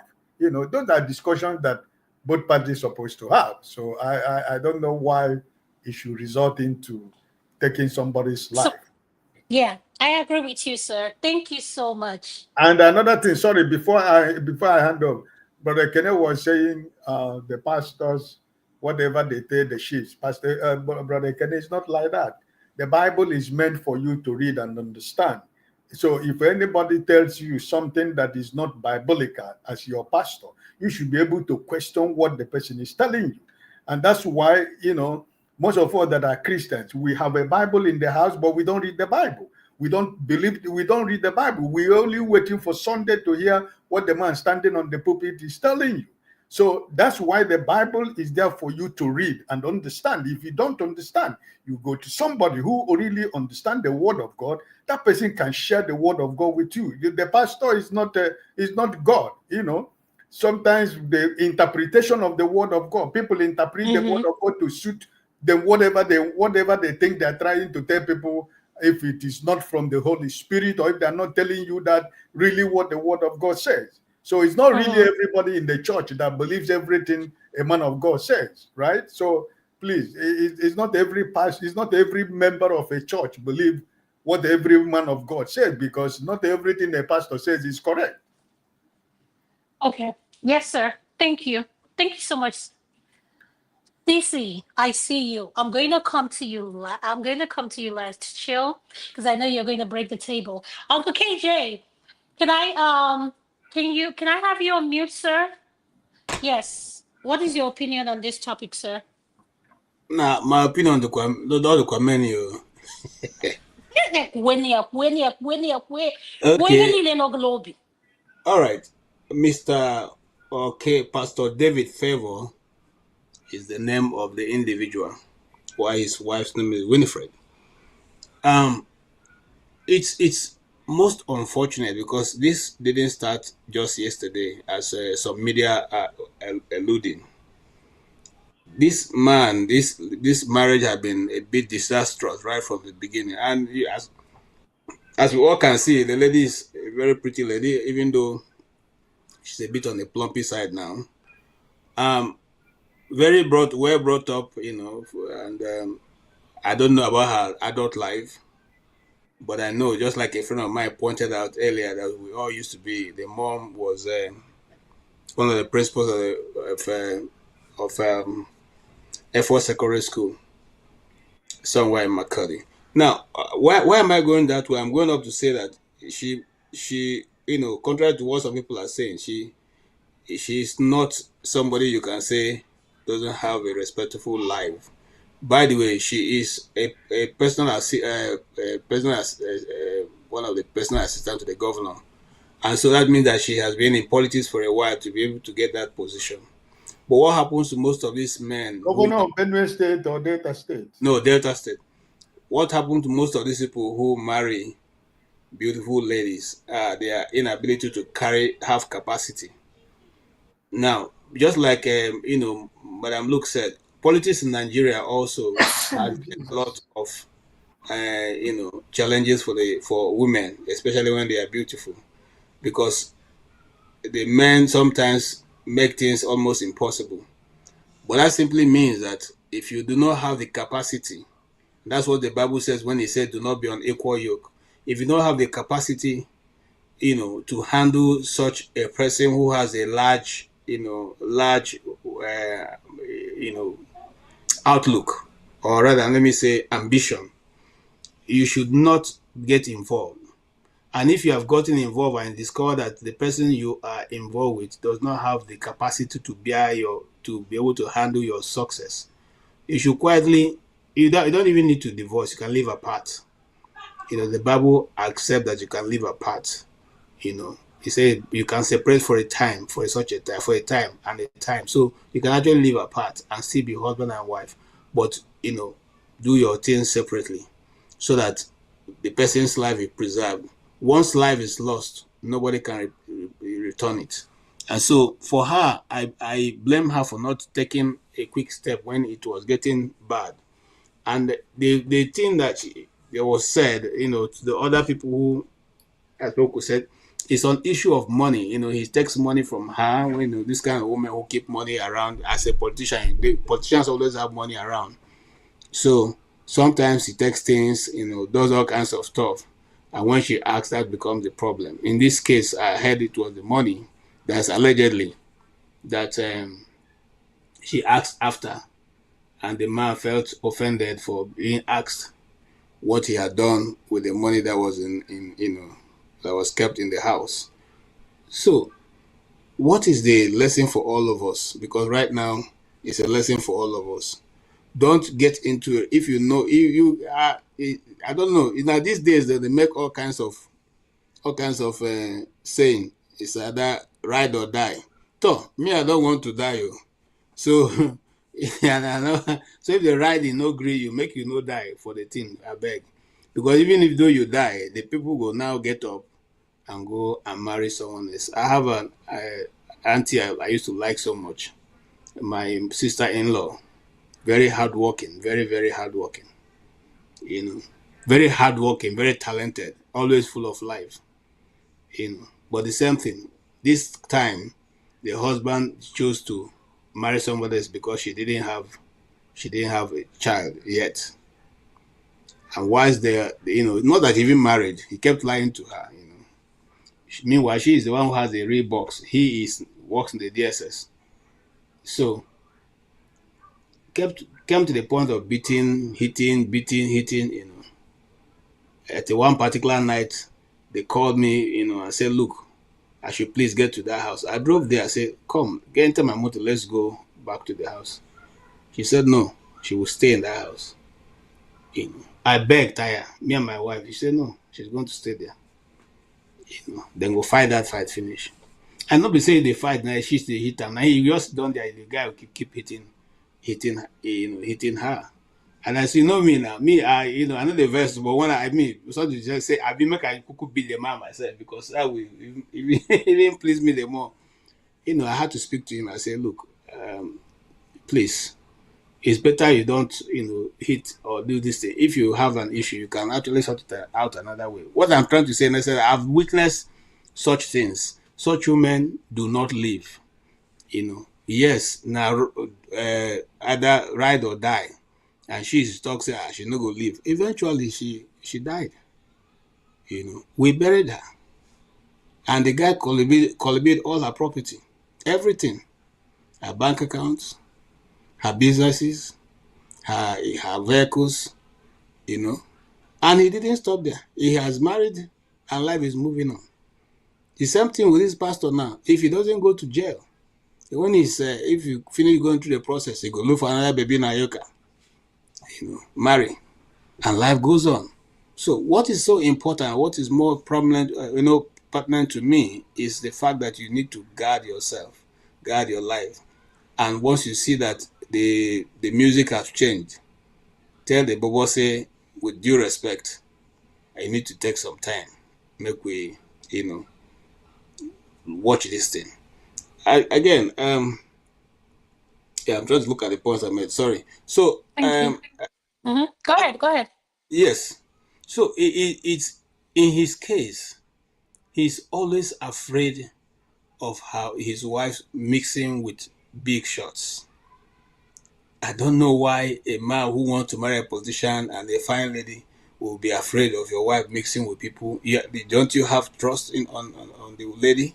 And don't you know who she was before you came to marry her? Is that what you saw? So it goes to say that we should always be careful, advise our sisters, advise our brothers, advise those. And the way the Nigerian pastors are going, I hope they don't destroy what people like the great Bishop with the host and the rest have built over time. I hope they don't destroy it, because they are pushing people more outside of the church than bringing people in. And I think it's something that we all need to watch, especially those of us who profess to be in the church circle. Maybe time has come when people like this will just tell them never answer the name pastor again, and don't allow them to preach on the people. Thank you so much. Thank you so much, Uncle KJ. Chim, I don't know if you have anything to say before I go to CC. Chim, are you there? Yes, haven't followed the story. So when it comes to specificity, I can't go into specificity because I haven't read the story. I don't know what's going on. I'm actually just seeing the story right now for the first time, and I'm being honest about it. So, but that said, there is no reason for any man to take the life of his wife or partner. It's just not necessary. Ditto, there is no reason for a wife to take the life of her husband. I think, like most people have said, the man should go face the music of his irresponsibility and inability to control his emotions. So it's unfortunate. Whether the woman was a politician making all the money and he was a lazy man on his butt, it's neither here nor there. He could have allowed her. It's her money. I mean, it's supposed to be their money. But if she wants to hold on to it, her money, then let her hold on to her money. Allow her to enjoy the money. That's fine. You go work and make ends meet and take care of yourself and maybe contribute. But be that as it may, I think the lesson and the lesson for us, those of us who are alive, is walk away from any toxicity, if that's the correct word. Sorry, I almost bit my tongue trying to say that. Walk away from it. If you can't stomach somebody who you feel is disrespecting you, walk away from it. There's really no reason or need to, get violent to the extent of taking anybody's life. You didn't create her, so why are you taking her life? So marriage is not for better for worse, right? It's for better for worse, but for better for worse does not imply. You see, that's the problem we have with interpretations. When the scripture and the what's the right word? Sorry, the people who advocate that thing, that's spiritual word. They didn't say for better for worse as in you kill the person. It is in the sense that you are in a relationship. In good times and in bad times, you're in it with the person. And the typical example is when we always use financial. But think about it from this way. If you love your wife or you love your husband, you said, oh, this is the person I want to be with. Let's say tomorrow, somehow life twists, faith changes things and the man gets sick. Will you stay with him? Will you be there to take care of him? Vice versa, your wife, as beautiful as she is, this is a decaying body. Our body decays. So tomorrow, let's say genuinely she had an accident and she has a spinal issue. She can't walk. Are you going to be willing to clean her up, clothe her, help her with her continental when she needs to do all those things, and not say, okay, now that this person is like this? There is a I won't mention names because we're on air. I'm not allowed to mention anybody's name. But there's a popular Nigerian who headed one of the major oil companies in that country that we all know, who, the nature of his work, I don't know, he became bedridden. His wife left him. And married another popular person that we all know. I won't remember the person's name. Very popular person that we all know. And has children by that one. She had children with him. She moved over to that person who's a big shot in Nigerian politics. I married him and put that one aside. But guess what? The guy was a big boy for an oil company. The oil company continued to take care of him and paying his bills until, I think, eventually when, I don't know if he has finally passed on now, because he was alive until almost 2007 thereabout. So, but the wife left. That is where that for better, for worse come. For better, for worse simply means it's not only when it's rosy. It's not only when this person has the cash to throw around. It's not only when this person has the beautiful face that you can flaunt when you go out and you, because let's look at it. Every man wants to flaunt a beautiful face, even if the character at home is horrible. People want to be able to walk, with their head shoulder high. They're like, hey, it's my wife. That's the fact. Even when we try to deny it, that's the fact. So even when you know that the beautiful face you have is a Jezebel or a demon, but you want to rather have it, not have that other one that may not necessarily have that so-called beautiful face, but has good character. It's not going to be rose. Doesn't mean two of you won't quarrel, but there's that capacity to be able to make up when those things happen. That's the thing. So for better for worse does not imply that you should go and kill somebody and you will stay inside an abusive relationship where there is violence and you stay there and be telling me for better. That's not what the Bible was saying. Because even in Jesus Christ's time, there was divorce. He was asked about it and he said to them, in the beginning, it was not meant to be so. But because of the wickedness and hardness of your hearts, Moses permitted you to do divorce. Let's go and read it. I'm not the one who wrote it. The Bible is a real book of things that happened, whatever anybody wants to say. So the for better for worse does not imply that you should stay in a relationship and be battered, whether the male or the female, because there are females who batter the male. But the male battering the female is the most prevalent thing we know because of the balance of equation and the masculinity involved. I agree. So she could have walked away if she didn't like it. He would have also walked away if he felt, okay, I don't want to be in this relationship where you make money and I can't spend the money you make because you're any more than me. So as a result of that, you go your way, I go my way. I don't want your money. You go. Let me go and find somebody who's okay with my poverty. He should have done that. But so Chim, I have a pushback. What you just said, and I agree with all the points you made, which makes sense. I appreciated defining what for better for worse is, because I feel like people interpret that very wrongly.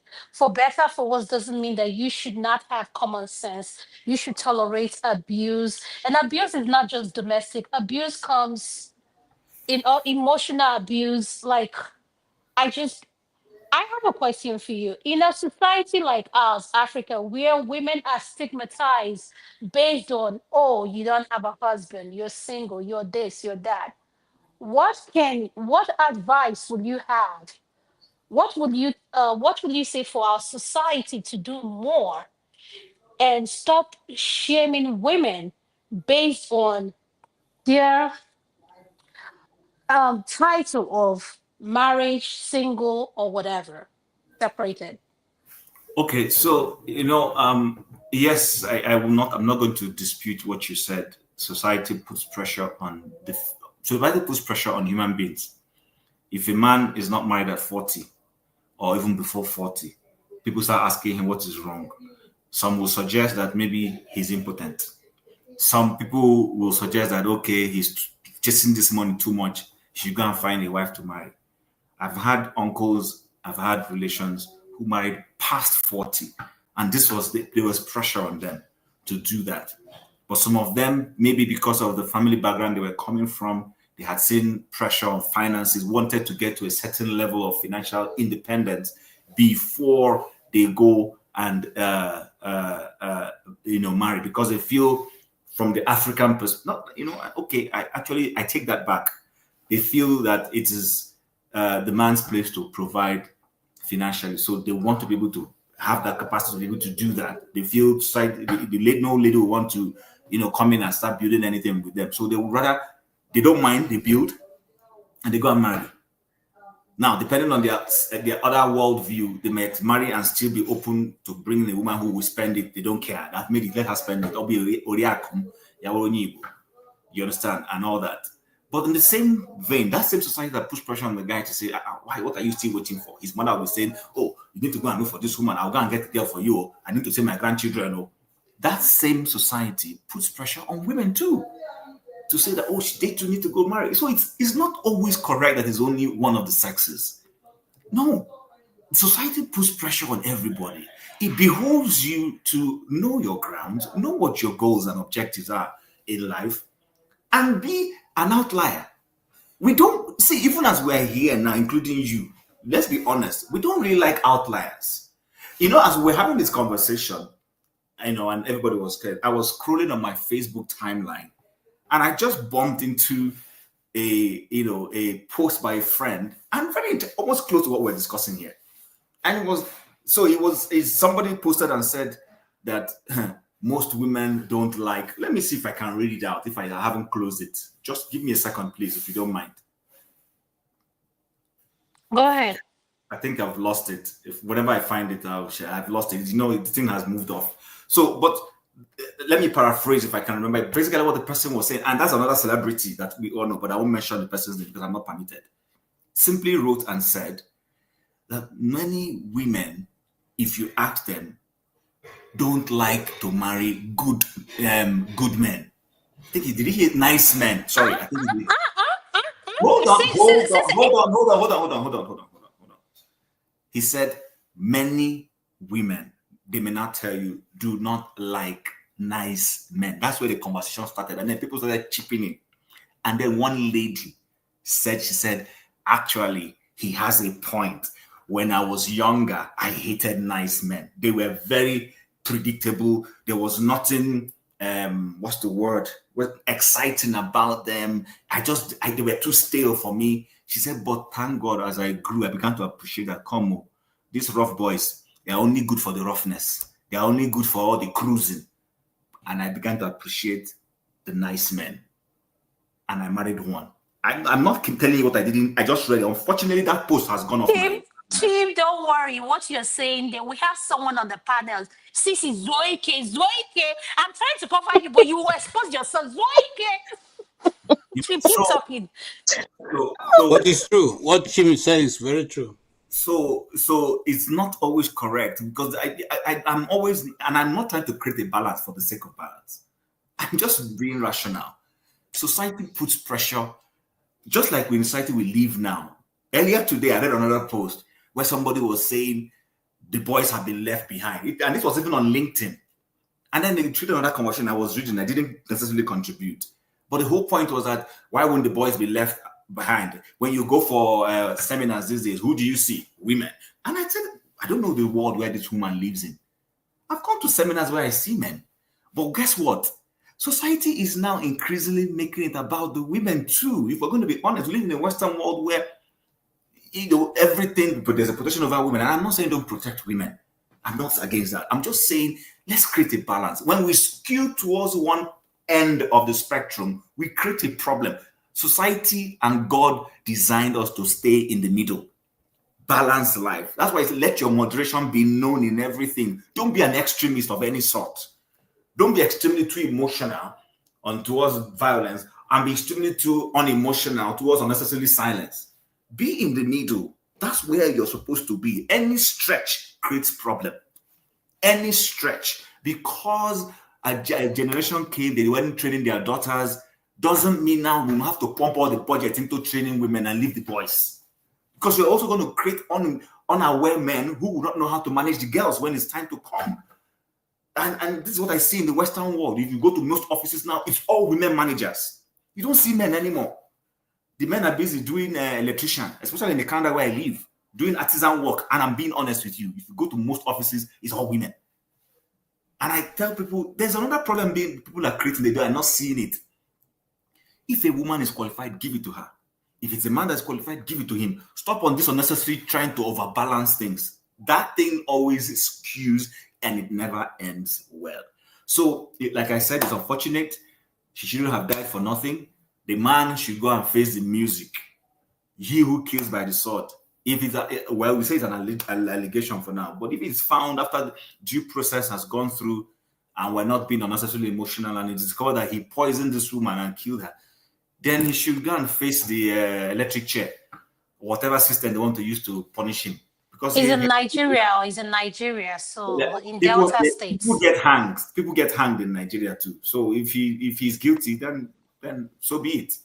I don't have a now this thing for him here. Okay, thank you so much. A shout out to my people in the building. Benno, a shout out to you. Don't worry, later you will discuss it for trouble. You're coming late. Sissy, behave yourself. Sissy, Hello. I'm warning you. Good Sissy, you're a new evening. person. Sissy, I mean, girl, quite him need him. You're gonna teach me Igbo by force, Yes, right? you need that Igbo by force. You're going to learn it by force, girl. Go ahead. Good evening, everybody. Thank you so much for having me. It's my first time here, so I'm on my best behavior. Okay? Right. So Hmm. let me introduce I'll be the myself. My one to name is say that after you're done speaking. Okay, so I'm calling from London and I met Dr. Dana on another platform. Our bro is in the house, Uncle Benno. So bear with me. I'm a straight shooter, so don't be offended, okay? Just bear with me. Right. So I love the topic and the conversation this evening. So my only contribution will be that unfortunately this case of this pastor and this politician woman is just it's like people are becoming desensitized to these stories because we hear them so much. I think this must be on different platforms that I've been on that have been talking about this.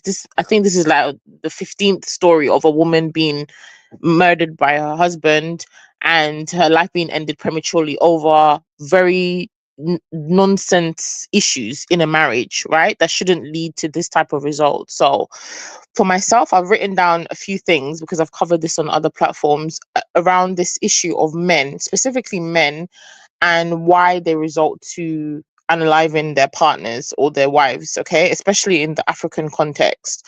So I think number one is always going to be the ego. The ego of a African man is very, very frail. Okay, it's literally like Stacey, please, what? sorry to interject. Could you please Go speak on. a little louder? Okay, sorry. Thank you. Don't I give me think that your sexy voice. Just speak loud. Speak the way I know you speak. the number one issue I think for a lot of men in this that find themselves in this predicament of unaliving their wives or their partners is their wounded pride, I say, and an ego. African men have this problem with this ego. Their ego is so fragile that a lot of their identity is tied to being a provider, tied to being head of the household. So obviously, when you have a successful wife or someone who you deem is more successful, more smart, more accomplished than you, the men feel threatened. Think even ashamed, right? They feel like they're less of a man, and society will tell them that yeah, you are less of a man because as a man, your wife shouldn't be the one feeding you, right? And in an African household, that is number one. When really, if we really look deep into a lot of African households, it's the woman, our grandmothers and our mothers have been the ones feeding our fathers. We just didn't know because it wasn't out for the public to see. It was hidden and covered really well, right? So I feel like when a man's ego is wounded or their pride or whatever, it makes them have this resentment towards a woman who is more successful than them and the lack of success that they have in themselves or a lack of things that they've accomplished. And then it ends up in these incidences where they decide to resorting to physical violence to try and assert some type of dominance or I don't know, clutch to some sort of masculinity that they feel they've lost, right? In the woman being successful. The other thing I'd say is toxic masculinity. In a society like Nigeria, I'm not Nigerian, but I'll say I'm African in a sense. I'm East African, I'm Ugandan specifically. However, there are some differences between East African women and Nigerian, West African women, I'd say, in terms of the cultural and this thing of marriage. How I see Nigerian women specifically carry marriage on their heads, right? When you have a society that is very patriarchal, a society that's very misogynist, toxic masculinity runs throughout all of that. And the number one cause of that is a lot of those men have control issues. And a lot of us, our families, our boys have been raised in an environment where the toxic masculinity is supported. Okay, a lot of them are taught from childhood, from birth. Oh, you're better than your sister.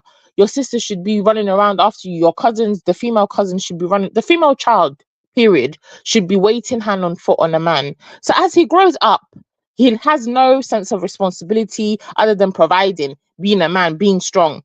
and he has everything to his whim. He's afforded education because he's the boy. He's afforded property because I think we spoke about it before that only men should inherit when they haven't really worked for anything. Only a boy child should inherit. So they're just handed all these things, and then as they grow up in society, life is changing. Women are out. They're out earning men. African women are out earning African men a lot now. They're more educated. So as the society is adapting, and you still have that very archaic mindset of, oh, men are the be all and end all of everything. No, of course you will not be able to take a woman who is more successful, because you feel like if she's independent, she's successful, you need to rein her in by trying to control her. That's two, right? And then the last, I think I'll just go through some of them. I'd say the cultural and I'd say societal pressures. 100%. Sometimes, like this lady and the man, I think you mentioned that they're both in their second marriages, right? When sometimes you're in a society like Africa, being married once, fantastic. Being divorced is like abomination. If you happen to get married a second time, you better make sure that that marriage works. Okay, because Say nobody that is louder. going You to, better make sure that marriage you works. better make sure that marriage works. That Thank is what you. the society will expect of you, because how dare you have a marriage, leave that marriage, be divorced, and then you're fortunate enough to get married a second time and you're gonna fumble that relationship. No, you better stay there. So I feel like that kind of environment makes people stay in situations that maybe they feel like they shouldn't be in. And that's maybe also why this woman rushed into a relationship with this man who people are saying is a pastor, is not earning, she's the one earning. It's like there's already an imbalance of their like financial stability. Okay, she's more stable than he is. He seems to be eating off of her. Why are you even together? Okay, so maybe that's also a contributing factor to why people would stay in a relationship that's not really serving them, and they'll have all these toxic dynamics because you're kind of being put together and having to stay together because you're trying to impress and have this show for other people. So I think mental health is number one. I think it falls in there as well. A lot of people in I think a lot of people are depressed. A lot of people have anger problems, men specifically. Okay, inferiority complex is another thing that men suffer from very silently. Instead of them to be encouraged to express their emotions, they choose violence as a way of dealing with their problems instead of seeking help, which more men should be encouraged to do. And I say all this to say that somehow, all these factors circle back to the conversation that I think we started on this adoption, around the cultural practices of making men feel like, okay, as a man, you should inherit. Okay, when you make men or boys feel like they are the be all and end all, it will be very hard to eradicate that mindset. Okay, it will take work to eradicate that mindset of this godlike complex which a lot of African men have. So when they're in a relationship with a woman, God forbid that woman is smart, that woman is beautiful, that woman is successful, that woman is they deem smarter than you, it will be hard for a man like that to live with a woman who is a threat to them, because they feel like they are the only person that can shine. So if you're a man and you feel like you're incapable of supporting a woman or standing by her side by side, or being congratulating her and supporting her wins, and not feeling like you need to outshine her, then you don't need to be in a relationship with that type of woman. That's just my contribution. I hope it makes sense. Oh, there's a reason why I placed you last. You and I both know the reason why. So I'll just keep it to us. Cece, thank you for your contribution. I like what you said. And guess what? I'm going to give you the panelists. Does anybody have a pushback with what Cece said? Yes. Oh, go on, give it to me. Who Cece, said yes? yes. It's It's my me, Huh? Uncle Who KJ. said KJ. Oh, it's yes? my Uncle It's KJ. me. It's my Uncle KJ. I know Okay, he's the Uncle one that was KJ, give it saying to yes. me. I Give it to also me. I also differ from her, but I don't think it's necessary to even comment because everybody's entitled to their opinion. Actually, Okay, great. I Uncle KJ, give it to me. Go for it. I appreciate your contribution, and I mean your opinion, and in fact your stand. I like it so much. But are you saying that we don't have any strong men in Africa who accept their wives the way they are, and their wives are going to be great men, great women under their roofs? Because the way No, I'm not saying that. I'm saying that the majority of those men are way less than the ordinary. Even let's not even talk about overly successful. Let's talk about just in a marriage. Most African men, if their wife is out earning them, they already have an issue with that. Just in a 9 to 5 job, if I'm earning more than my husband, let's say I'm on 150k, I'm only giving context in the UK. If I'm earning 150k, my husband is earning 30k, working in, I don't know, in a supermarket or just a normal office job, 40k. That man over time is going to start having a complex with the way that his wife, whatever the wife earns. The reason is most times the woman won't really mind that she's earning more, because to her, she feels like she's contributing to her household. A good woman, okay? I'm not saying all women. Most women, they don't have an issue with giving her money, putting it into the household. The problem usually comes from the man, because anytime the woman will make a suggestion, the man will start saying, oh, it's because she's earning more money than me. Oh, it's because you're earning more money than me. You could be like, oh, baby, can you pass me water? Can you pass me remote? This man will say, it's because you're earning more money than me. You're talking to me like that. You'll push back on something. It's because you're earning more. It's like the money becomes your, it becomes who the woman is, as opposed to this woman is just earning what she's earning. She's happy with you earning what you're earning, because your money, her money, is all the same money for the same household. The majority of men are not comfortable if their wife or their partner is out earning them. That's just a fact. So you can push back, but show me examples where you see that happen. It doesn't happen. It doesn't happen. Yes, Cece, that's why I put you last. I know you too well. Go ahead, Chim. You can do your pushback. Okay, so number one, it is the things you're saying. I'm not discounting them, because they're probably happening in the circle of influence where you operate. So those are things you see. In where I belong, I see differently. I have people, I have friends, I have uncles, I have family members whose spouses, my own spouse, when I met her, was earning more than me. I was okay with it. It was only after I married her, and then life turned around for me, and I started earning way, way more than her up until today. But at the beginning, she was earning way more than, when I mean way more than me, and I was comfortable in my skin. I had no problems with that. Would you have been comfortable if you were still in that same position?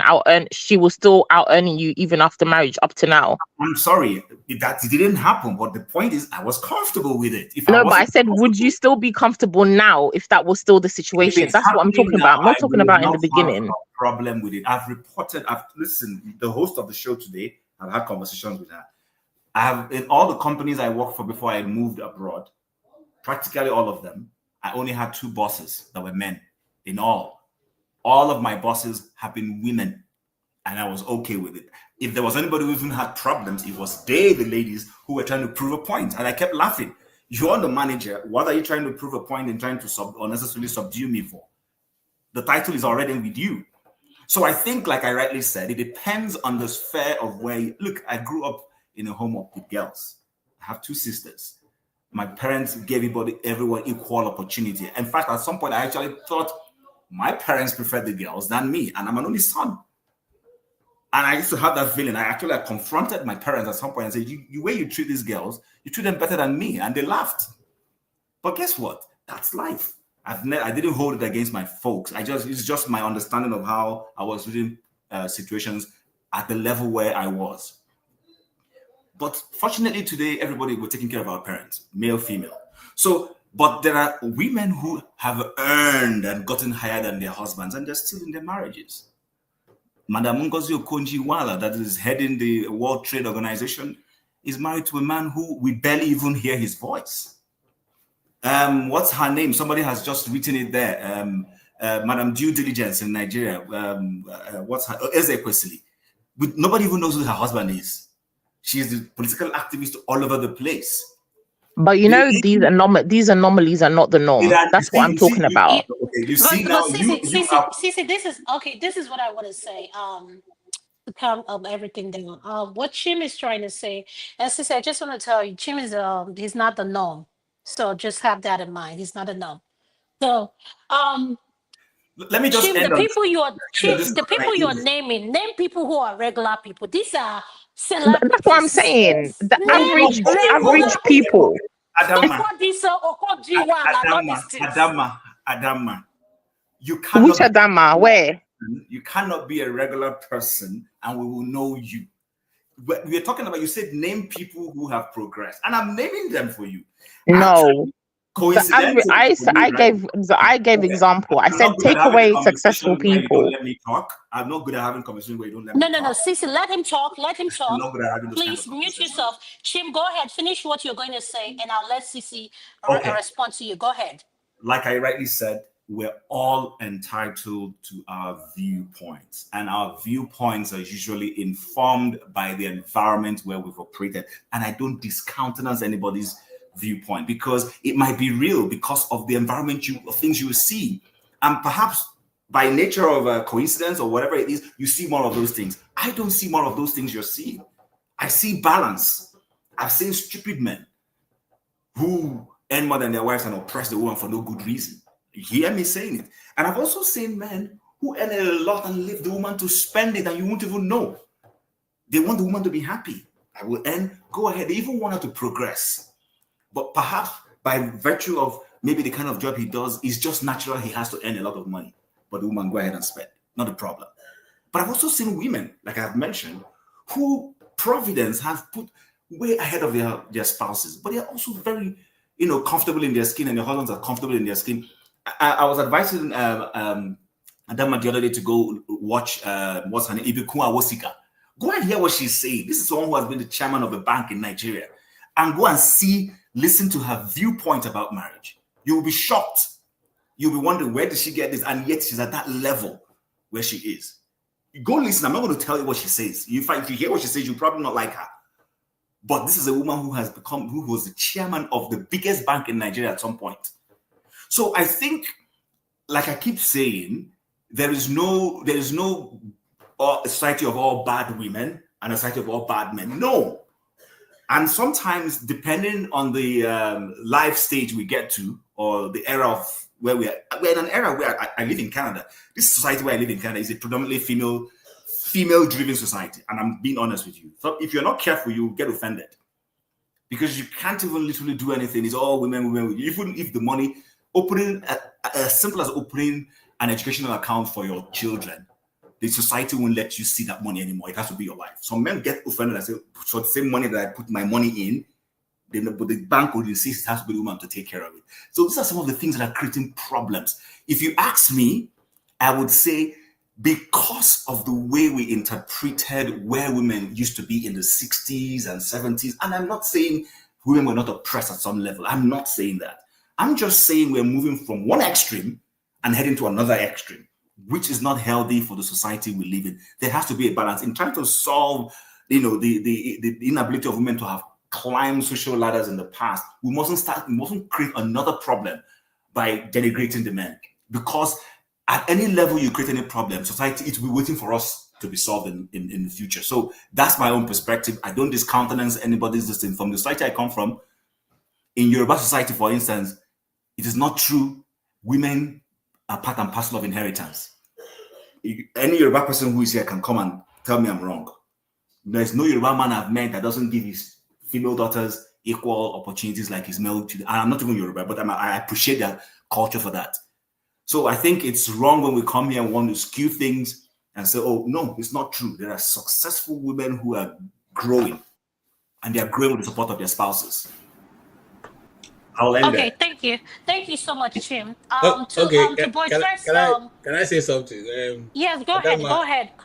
Quinty A is having a fun of her time. So Levi, I know who she is. You know I don't have her time yet. I'll face her later when I'm done. So this is what I was saying, Cece. Actually, what you're saying is true to an extent, but it can also be, apply even to the women. But can I say something? Can I make a correction? Can I say something? I want us to be realistic. If you had allowed me, I would have just ended and just leave you alone.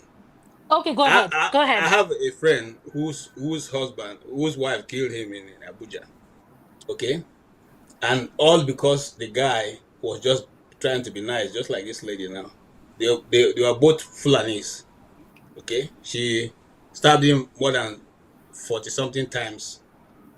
You know, and if you had been following Nigerian news, she was sentenced to death like 4 or 5 months ago after that case started.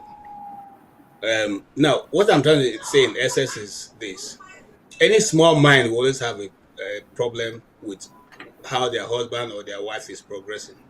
Some wives is when your husband is too popular, so every time you want to check what he's doing. Some women, it is the men. It is when the wife is very outgoing and very sociable. So you begin to think that that's the same thing. Maybe because she's too sociable, she may just be free. But where I want to push back at you the most is, I don't like to hear this Western thing that African men are like, because we are the credo of society. Every good thing came from us. So we set the pace. They cannot come and begin to sell us one culture now to say men are this, men are Mba. I refuse to agree with you. Okay? So we, the African men, in fact, it's still better here in Africa than it is in the other world, because if the news media carry out what is happening in their society, it is worse than what goes on in Africa. So our own is still a bit better than what it is there. Okay. Thank you. I disagree with that. Can I just quickly rebuttal that? Just quickly. Hold on, please. Beno, I'm going to come to you. Is that Beno? Yes, that's him. This is what I want to say, and I think let's be realistic when we're having this conversation. Sister, stay mute. Let's be realistic when we're having this conversation. The thing is, like I said, I've had this conversation with Sissy and Beno. The two of them know what we're talking about. Let's use YouTube for an instance. And I know what Sissy's talking about. If you go look at the mukbang done by Africans, they're mostly done by people in Europe. All due respect to the people in Europe, I have no problem with them. You see people in Europe, they've been in the same job owning 45 or 35,000 pounds. There's no growth. I'm just sorry. I just have to say the way it is. Because realistically, and I said to Cece, these are all benefits countries in terms of, I don't know if they were created so that there's a lack of growth. You see the men, like here in America, there's something called child support. In UK, there's nothing like the men. I mean, let me just shut up before I get myself in trouble. At the end of the day, yes, I understand where Chim is coming from, but what we CC is saying is, let's not call the people. Okonji Iweala is a celebrity. Who Chim mentioned, who is the banker manager? She is so I love her video, and she's a pastor. Yes, she's a woman, but she is not. No, I say people in our level, people we see on a daily life. I don't live in Okonji's Iweala estates. No, let's be realistic. The realistic I want us to be is, do a lot of African men feel comfortable being with women who earn more than them? The answer is no. Exactly. Yes, Sissy. And I have this pushback with you where I said, yes, a lot of them are. Like I said to you, I said, if you meet a family practitioner and an anesthesiologist earns way more than a family, but they are both doctors. That's what people don't know.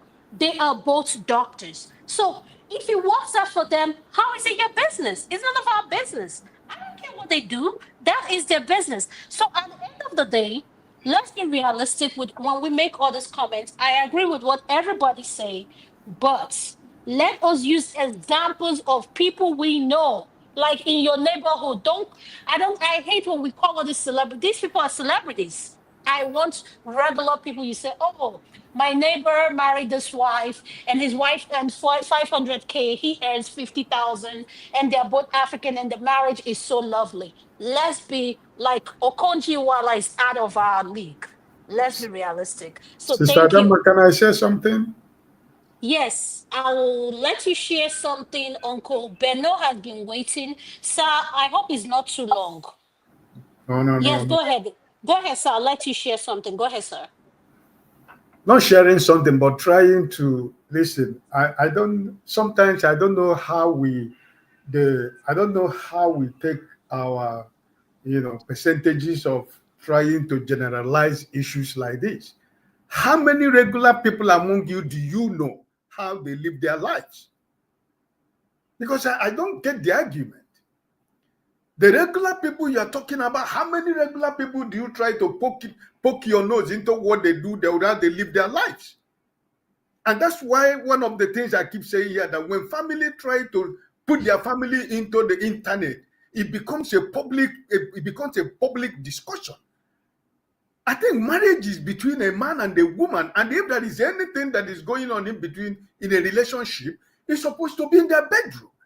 So if you're talking about regular people, I don't know how many regular people that I live in my neighborhood that I try to go and find out how much does the wife or the husband earn salary, and how do they live, or how do they manage the fund that they have, which nobody comes to my heart to ask me, Brother Ike and your wife, how much does my wife earn, and how much do you earn, and how do I feel because my wife is earning more than me, or I'm earning more than my wife.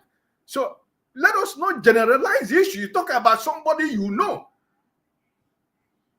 Because my kind of life, I'm trying to use myself an example. I don't need to take my private family life into the public. I don't need that.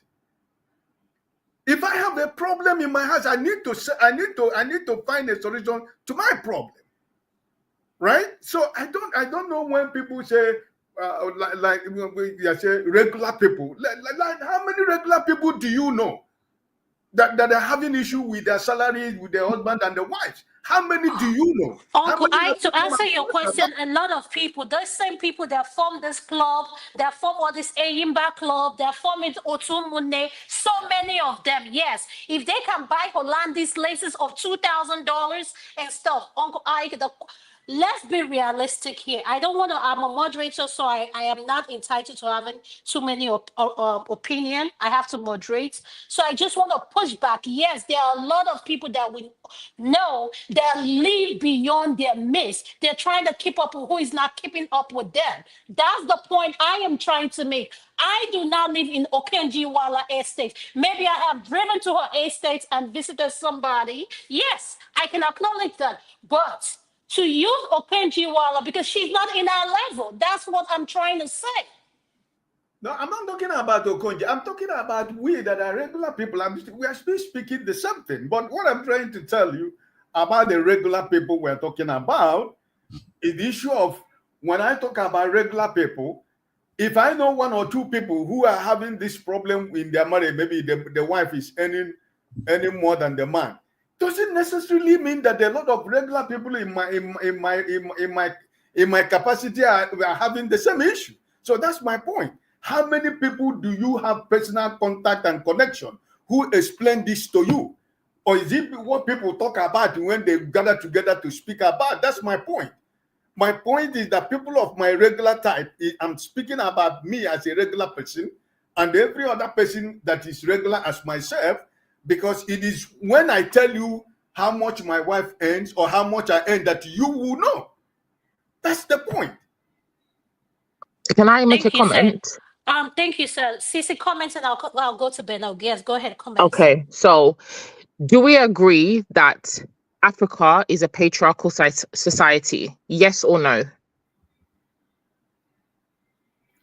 My sister, just break that English the way we will understand it. Do we all believe that Africa? I warned you before joining. I told you. No, do we all agree? It's not hard to break down. Do we agree that Africa as a whole is a patriarchal society, which means men, or where there's gender roles, specifically often men are the primary breadwinners, okay?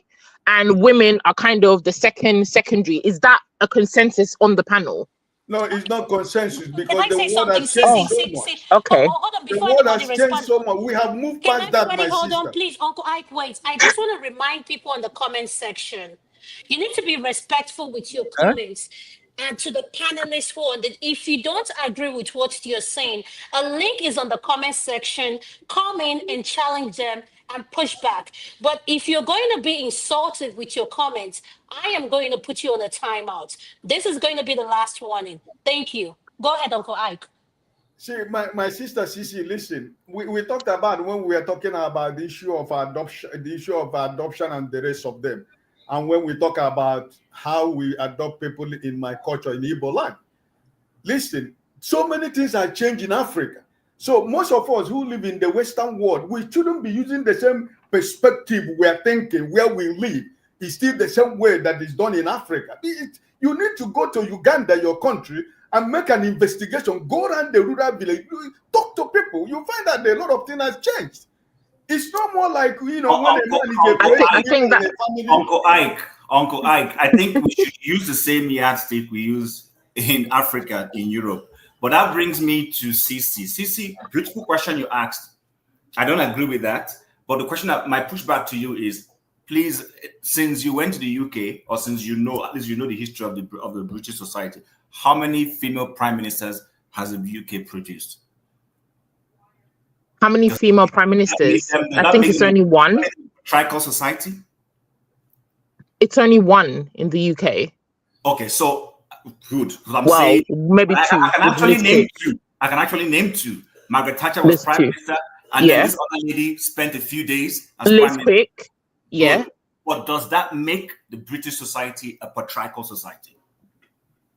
I'm not talking about the British. The world is a patriarchal society. We're not talking. I'm not talking about UK, because at the core of it, I was born and bred here, but at the core of it, I'm an African, and unfortunately, still to this day, Africa as a whole, as a continent, okay, not just Africa, India, other places, it's still a patriarchal society. Whether we want to agree, yes, there's a lot of progression and a lot of men. The men that are coming up now, a lot of mindsets are changing, but it's not enough. There's not enough of those men that are changing yet. In Africa, we have female presidents in Africa, and I don't think we'll ever have one in the US, in America. Female president. So because we've had one female president, yet there are women that are being abused left, right, and center.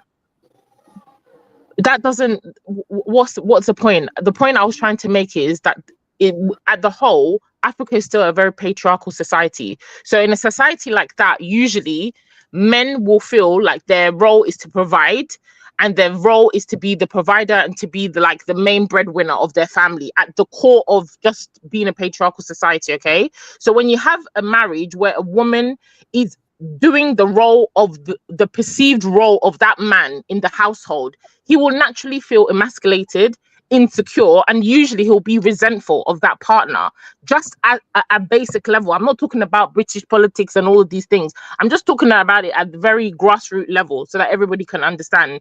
So when you have that type of society that breeds those type of men with those type of mindsets, it will be very difficult to have a balanced relationship with somebody like that.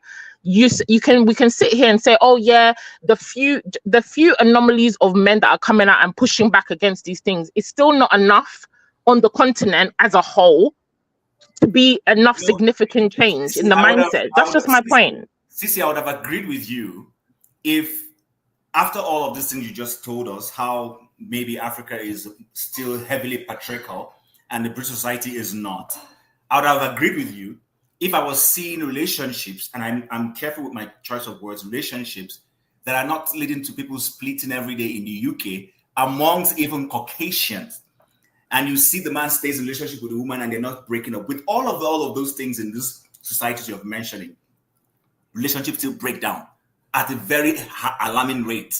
So are we talking about relationship breakdown here? We're talking about all these killing of women. That's an extreme level. Remember, relationship breakdown, and then it goes extreme. In this case, it went extreme, and nobody's accepting that the woman should be killed. But what we're saying in the first instance is, if the Western world, not being a patriarchal society, was some successful thing, then we shouldn't be seeing the breakdown of relationships. I've never said that it was.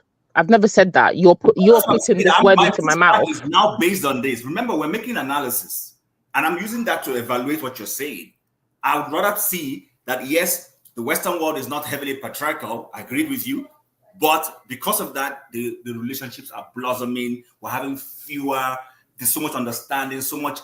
Their IQ level is so huge that they don't break down. They just, which is not. I mean, we're human beings, we break down.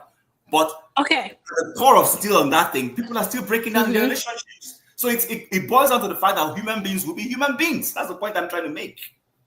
Okay, Uncle Ben, Uncle Beno, come into this. Chim, I heard what you said. Let me have Uncle Ben give his open monologue, his opinion on this topic, and if you guys want to give him a pushback before we go to our final topic, Beno, go ahead. You're next. Thank you. So let me just get it straight. What exactly is the topic? The topic is about this lady that was on live, and Cece was like, we went into earnings. And Cece, explain yourself. No, don't worry. I think I just listed the points what contributes to a lot of these feelings of men being insecure in a relationship with a successful woman in an African context. I'm only specifically talking about an African context, but people are going off on a tangent on British and all these things. So that was my viewpoint, and I just mentioned that a lot of the times in African men, a big percentage of them, I would say 90% of African men, are not usually comfortable when their wife is out earning them, or they deem their wife to be smarter, more successful. That's just it. And the panel, a lot of the males on the panel were pushing back and saying, "Oh no, that's not true. This, and that." So that's what it was. But as a whole, I was just saying that in the society that we live in, African men are still very insecure about having a successful woman, and depending on the industry that she works in, that just heightens the level of insecurity, which is probably what led to this couple ending up in the situation and predicament that they ended up in. That's just my contribution. Okay, now I got it.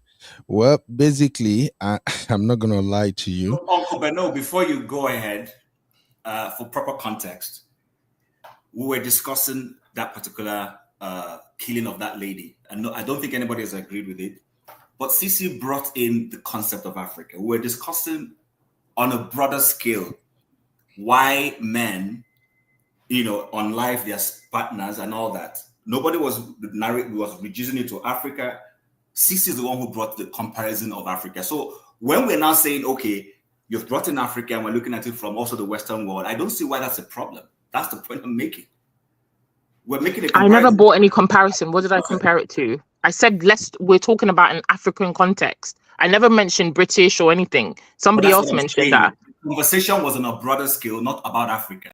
You brought in the Africa, and that's why we're also saying exactly, because these people are African, and it can only make sense when we specifically talk about in an African context. Then it makes more sense, because if we talk about it on a wider scale, it's completely going off and not sticking to the point of why these things are happening.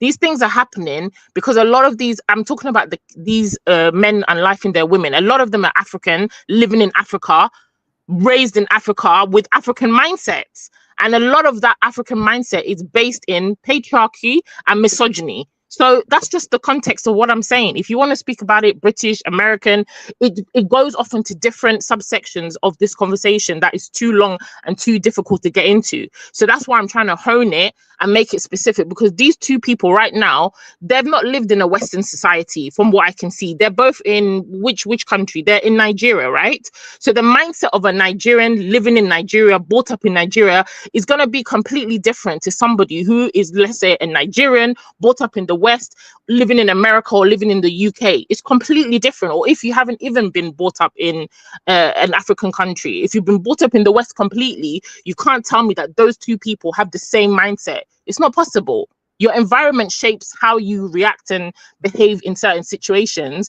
That's why I said specifically that these two individuals, the environment that they're in, already set up that man to have an issue with this woman's success. That's just what I'm trying to say. I don't know why it's hard to understand. I don't know why it's all centered as though looking as if it's an attack on African men.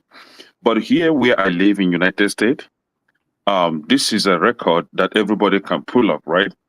from Bureau of Justice Statistics that in Don't go America, that part. No, hold don't on, go that part now. Hold on, 79% of Ekene, family please. violence where the Ekene, wait. men on a Ekene, wait. Ekene, no, wait. but something should be put Wait. straight. You Wait. don't come to like demonize Ekene, wait. I'm going to African let men you. with that I'm kind of going to let you perception. put it straight. Listen. Yeah. Wait. I'm going to come to you. Ben is the one that has the floor. Hold on Oh, to okay, that. Your okay. this thing. You're going to speak and say it. Let Ben finish Um, speaking. Then you can. Uncle Ben, not speak. Then you can speak. Go ahead, Uncle Ben. is that my chairman, Kini? My brother, I greet you. How you do, Baba? Basically, don't let me waste your time. If the conversation is not about unliving of African women, and It is. That's what I it is, feel Ben. It That's what it is. is. I don't want to contribute to it, I'm sorry. No, that's what it is, Ben. I am telling you what the conversation is. You're saying if the conversation is not. That's what the conversation is. Yeah, I just wanted to make it clear because, for me personally, um, anything that is affecting Western world, I usually don't bother myself much about it because this is a well-developed society. They always have a way of fixing their issues. We Africans are the one that have multiple issues that we don't even know where we are headed. Our legal system is messed up. Nothing is working basically. Our moral right now is out there in the trash can. So I just say that because I heard one of my brother there saying they are looking at it generally, the situation. So that's why I just say that if it's about generally what is happening in Western, happening in UK, in US, then I really don't have to waste your time. But if it is something that concerns Africa and Nigeria, then I am willing to contribute because this is becoming an epidemic. I'm doing a series right now on killer husbands, and I said once I'm done with that, I'm going to do another series on killer wives. It's running on my channel, Uncle Beno. And what prompted me to decide to do those series is because when I Google African men, in fact, I started with Nigerian men who unlife their wives. The data I saw scared me. Even as I'm speaking with you right now, did you know between January 2021 and March 2022, 49 spouses have reportedly killed each other. And out of those 49, 35 of the victims were women. And the other, about 13 of them or 14, they are men. So we have a bigger issue on our hand. And we as men, I think we are the one who need to talk to ourselves and also educate those who are coming before us or after us, as the case may be. If we have to start pretending that this is not a problem, or if we want to see it like anytime it's being discussed, we look at it like, oh, no, it happened everywhere, then I don't think we're ready to fix the problem. This conversation I've gone from when I came in, I heard when you guys are talking about Ngozi Okonjo-Iweala, Dr. Obi and the likes. And we are still talking about, let's bring it down to the people who are unknown. Honestly speaking, if you see the data of the people who are unknown that are being killed, especially women, you will be scared. So please, the problem is there.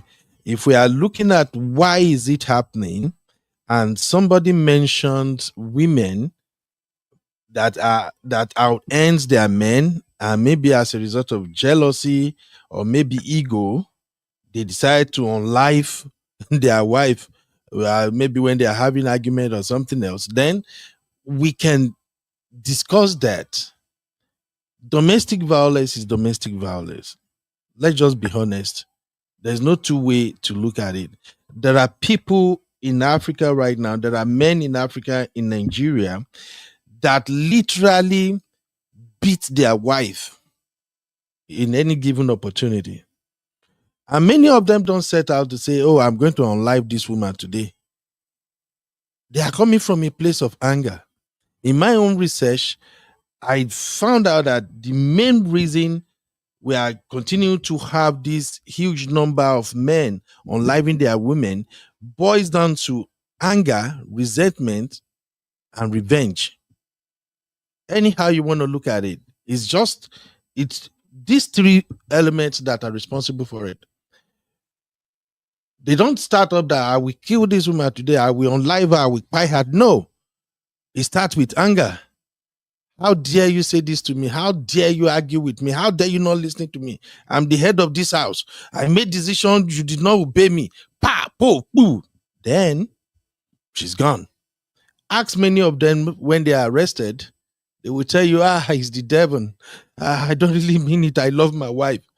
When Oshinashi husband unlived her, the man said, no, this is not what happened. It's not what happened. But what I'm saying is, if a man cannot control his anger, if a man is nursing resentment towards his wife, if a man is trying to revenge what the wife has done to him, we will continue to have victims upon victims of domestic violence, and it doesn't look good on us. So for me, I'm interested in the solution. One of the things I recommend is this. As a man, the world have changed. These women are no longer what they used to be. Back in the days, women don't pick up career. They don't say, oh, I want to go after my career, or I want to follow my ambition. I want to become this politician or this powerful person. No, they simply follow what their husband set out for them to be. But these days, just look, you and I, we have kids. We have daughters, we have boys. We send them to schools, good schools, because many of us now, we are more educated than our parents. We want our kids to do better. We send them to private schools, send them to Ivy League schools. Now, I gave an example. If you send a child, a daughter, a female child, you send that child to school and graduated as a doctor, an engineer, a scientist, or maybe somebody who has an advanced tech skills, and she started making $250,000 a year. She's happy. You are happy as a parent. She got married. 2 years later, she came back and tell you, Dad, I'm sorry, Dad. I don't want to practice no more. I think my husband is not happy with the nature of my job. I'm going to do something else. You know, I love my husband. I don't want to practice anymore as a doctor. My question to men is, are you going to accept that? So I think that's what CC is trying to point out here. So we have to understand that things have changed. We are evolving. In Africa right now, in Nigeria, women are advancing. They own brands. They own companies. They are taking up huge top position in a lot of corporations. You as a man, if you can't deal, why don't you just let her go? That's my own argument. To avoid you being a criminal or being called a mod, I don't want to mention because of YouTube. To avoid you spending the rest of your life in jail or facing capital punishment, if you know you married this lady when she had just OND or maybe she had just a BSc, and after 2-3 years, she went back to school. She now owned a master's degree or maybe any other advanced degree, and you just feel like, oh man, the way she's going, I'm just making 100K at my job. Now she's making 250. If that is making you uncomfortable, why don't you just divorce her and go? Let her just go in peace. That's my own point. Now, when it comes to domestic violence, a lot of people have anger issue in Africa. We Africans, Nigerians. I'm sorry, I'm in Nigeria, so that's why I keep mentioning Nigeria. A lot of men have anger issue in Nigeria. They can't control themselves. Any little thing, they will lash out. How long are we going to do that? Don't get me wrong. I'm not exonerating the women. Because we have a lot of terrible women out there too. Those who will provoke you. Women who will literally insult your manhood. But must we resort to violence?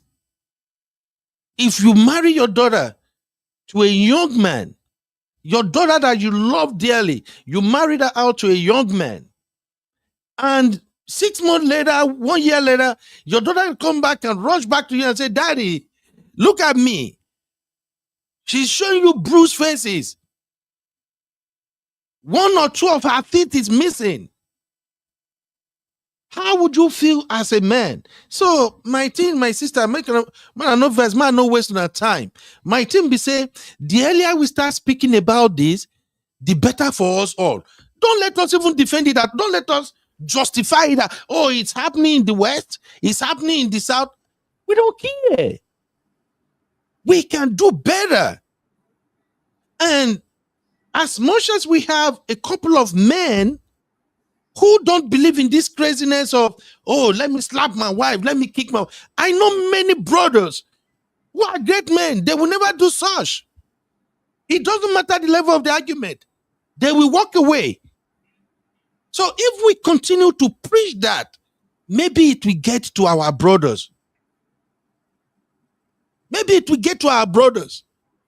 I've always been an advocate of treat people how you want to be treated. I am married. I've been married officially for 15 good years. I've known my wife over 20 years. I have never, even just to push her nose one day, say, how dare you talk? I never did it. And yet I grew up in that society. So, we are great men. I am not saying this because, oh, I don't like brotherhood or I'm trying to please the women. I am just saying, anyhow we look at it, it doesn't look good on us. And for those, because I listened to some of my brother who it seems, maybe apparently, they are not Googling these things as far as African is concerned. Please, brothers, just go to Google and type husband buying their wife. Click on Google image, you will be shocked at what we find out. So to round up, the image Sister Adama put on the screen, that woman, I actually dig into it. The police said they put the man is in police protection, blah, blah, blah. The man said the wife died, the family want to buy him. I really don't care. All I know is this, based on what people are saying out there. As a man, if you can't stomach your woman being a politician, tell her straight off, babe, I don't think I want you to join politics. Women in politics, majority of them, they are sleeping around. I'm sorry, sisters, it's the reality. Not all of them, but majority of those women in politics, forget it. In Nigerian politics, they are doing midnight meetings. Many of their meetings are in the middle of the night. A man who truly loves you, I don't think a man will be sleeping comfortably in the house, knowing that the wife has been away for five days, moving from one state to another. With all these stupid men in Nigeria, these politicians that are actually chasing after other man's wife. So your husband might be insecure, but my thing is this, brother, if you know your wife is going through the political journey and you can't stand it, simply divorce her. Me, I go to shout them. Divorce is 2 ways. I just don't get it. You don't want to divorce her. You don't want her to do what she wants to do. And then you end up unliving her. Then you go to jail. Then your children now become orphans. I don't get it. Please, if you can't stand it, if you can't tolerate her, if you feel intimidated, if you think that, oh, the way she's moving is like she's more popular than me, bros, just go cut JJ. Tell her you are not doing anymore. It's far better than you trying to force her to obey you. When you marry her, we know that in our culture, when you marry a woman traditionally, the parent will say, we hand her over to you. They did not hand that over to you and say, here is the control of her life. Take the life whenever you want. Anytime she's not listening to you, dim her light. Just spy her. Please. Please. I know it might seem like, oh, this guy is over there. I'm just angry at this situation. I'm not happy with it. If you Google men killing their wife in Africa or just Nigerians, just put a year itself. How many Nigerian husbands killed their wife between 2022 to 2025? You will be shocked. Those women that are dying, they are somebody's daughter. They have families. They have people who love them. There is nothing to justify it, my brothers. There is no way we can paint it. You see, when we look at the data, F that data. These are human. Thank you very much, Sister Adama. Make me no verse. Thank you. Thank you, Uncle Beno. Bene, thank you, Beno. Well said. I really appreciate how you round everything up. Now we are going to come to a final submission. I'm going to come to Ekene so that Ekene, I'm sorry I interrupted you when you were saying It's okay. something. I had to have Uncle Beno speak because he's been waiting patiently. And, so Ekene, what is your final submission? And it was nice the way you allow him to speak, because he ended up pouring cold water on our heads, right? The thing is, when it comes to African men, I'm one that is against any form of violence in your house, because first and foremost, your wife isn't your mate in any way. You know how Africans, the men tend to marry younger ones, right? Those that they senior with 20 years, 30 years, shameless thing. But the thing is, in Nigeria, in Africa, per se, let me use Africa generally. I think women tend to marry for money and opportunity instead of marrying men that will honor, care, and respect them. And that is where the problem is. You marry a terrorist, domestic terrorist, because he has money, or because he's a bank manager, or he's a director. You just want opportunity, and you end up being unalived at your, peak age, and that is the problem we're having.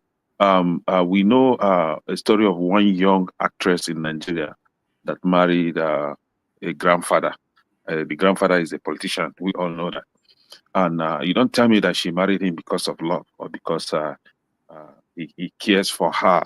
No, the care there is the money and the opportunity.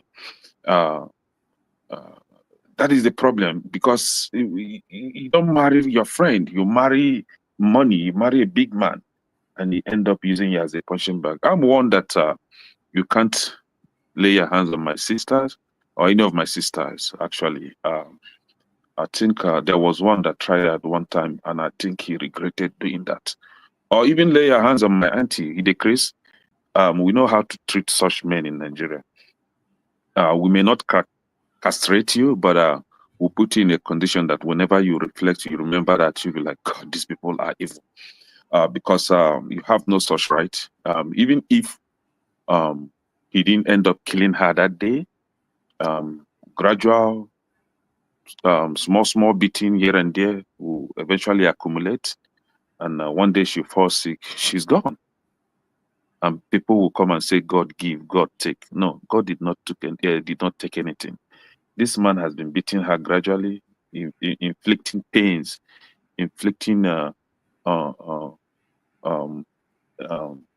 of shortening her age gradually. And we don't realize this until whenever she falls sick and she'll kick the bucket, and some people will come and start speaking gospel. So the deterrent here, as soon as you lay your hands on her, you'll be given an unimaginable kind of treatment that whenever you remember those people, those are in-law, you'll be like, God, this family is evil. Now, for Nigerian men, because I don't know about others, when the woman earns more, the society see the man as a deadbeat husband, an irresponsible husband, lazy ass husband. And when the man earns more, the man sees the wife as a lazy housewife that is good for nothing. He will talk down on her. shout on her on every little thing. You may even start beating her like a prisoner, and that leads to all these things that we're talking about. Uncle Beno was made a reference to one gospel musician. I've forgotten her name. That her husband died. Osinachi. Yeah, Osinachi. You see, these are the things. Sometimes I wonder, because these women, do they have family at all? Do they have family? So their family will just sit down and one God-forsaken idiot will be beating up their daughter or their sister, and they will allow him? Oh God. I don't pray for such a thing in my life, but God knows that I'm not such that will take that rubbish from any man. Somebody on the comment section said something. He said, work on your inferiority complex issues and embrace your successful wife. You might end up more successful. You see, that comment is very, very interesting because some men, whether you like it or not, African men, Nigerian men especially, they have this inferiority issue that they tend to think that their wives, whenever their wives are making money more than them, she's now the boss, she's now the oga, bata bata in the house, she's now calling the shot. It's just every kind of unpleasant ideas will be coming into his head. And before you know it, jealousy will kick in. And before you know it, he'll start planning on how to unalive her and take over her sweat. So this is, I don't know if there is any form of intervention or therapy that these men could go through in order to change their mindset. But I don't think there is any. It all depends on how mostly we were brought up. If you are brought up in a way that you have respect for life, you have respect for your fellow human being. We're not even talking about your wife. Have respect for your fellow human being, because if you do have respect for your fellow human being, there is no way you will not have respect for your wife. If you have respect for yourself, there is no way you will not have respect for your wife. So you will have all manner of irresponsible men out there. And I'm not trying to exclude the women too. We have women that can even push you to do something that you never imagined to do in your life. But do we learn to control our emotion? Can we learn to control our anger? But you see, that is Africa for you. And whenever that happens, they will blame the devil. See, if I wish I know this devil, I will have a talk with him. Can't you just deal with these people once and for all? All the time they will be accusing you. You are your own. They will say, oh, it's the devil. And you're allowing them? Jesus. The devil, I think the guy has seen shaky in the hands of all these people. Could you land? But my sister, I've landed. Like I said, Uncle Beno just literally said everything. Thank you. Thank you so much. Madam Luke, I'm going to come to you. Oh, she left. Uncle KJ, I'm going to come to you. Please, what's your final submission, sir? Okay. Thank you so much. I heard the last two speakers speak very well. I also want to say that you see, one of the things they have not touched, maybe for lack of time, is also the role that the women play. No, Uncle KJ, sorry for interjecting you. You can say whatever you want to say. I am giving you the floor, sir, please. It's just that I want you to know that you have the time. Yeah. Thank you. There's no other topic. I'm going to close it out with this. Yeah, the CCOJ brought in a fresh breeze, and Uncle Beno. I pray that you keep coming. We like your contribution. We may not always agree, but what you say is very valuable and makes a lot of sense. A society that has only one trend of thought becomes very dangerous, and that's why we agree, whether you like Trump or not. We like the way he's scattering everywhere so that people can have a think twice about society. Having said that, I will also say that one of the biggest challenge, with the man-woman relationship in the house is especially when you have a woman who does not know how to control her tongue. Because I know a very notable pastor, a very highly placed pastor, a very disciplined man, who once told us that his wife words are like javelin.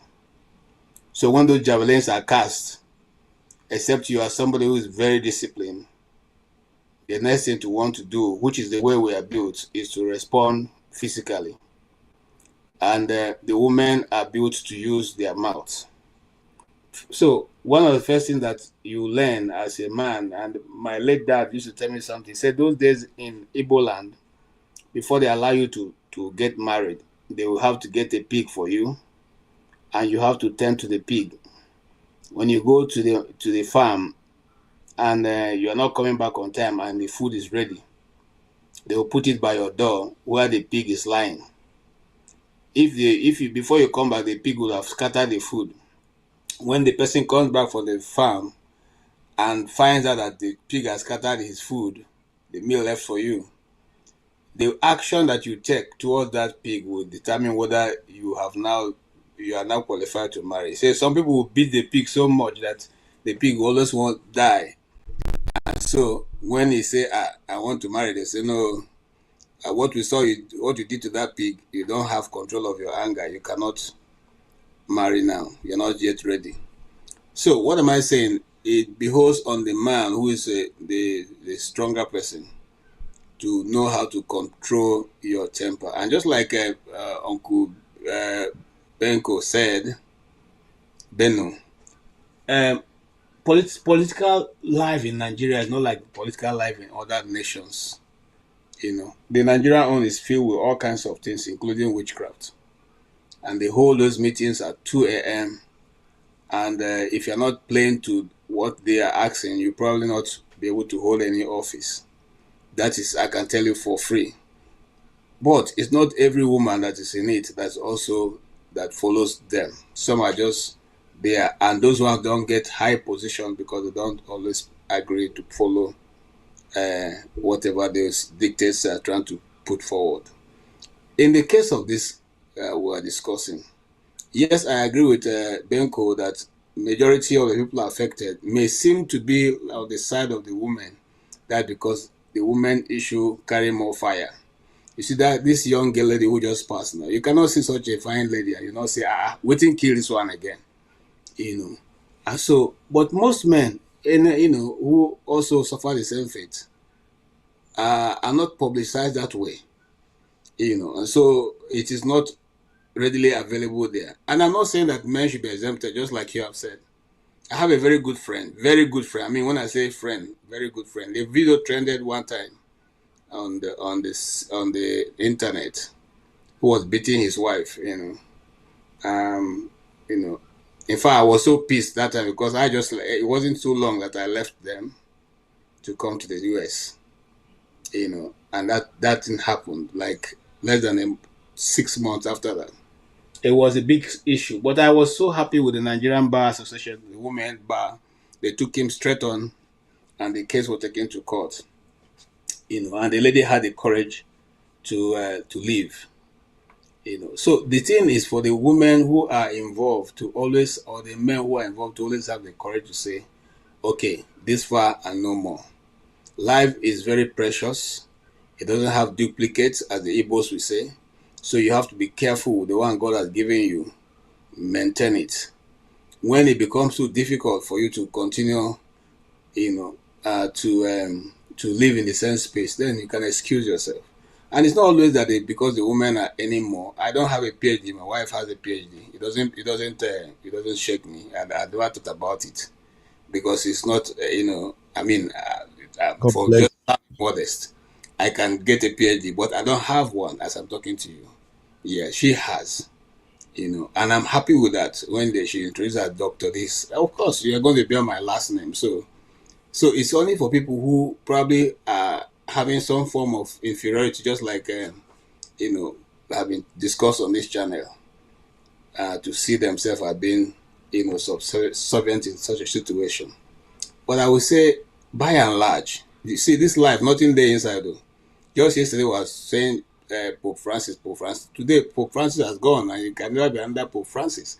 That's how transactional the world is. And so when somebody carries it upon his head or her head and do all these things, now you see the bad thing about just like Kenneth said, when the devil push them like this and they go do this kind of thing, just 1 hour being locked up in the cell, okay, and you look at the ceiling, you look at the wall, you will regret every action and you will replay it over your mind. You see, it becomes a mind game.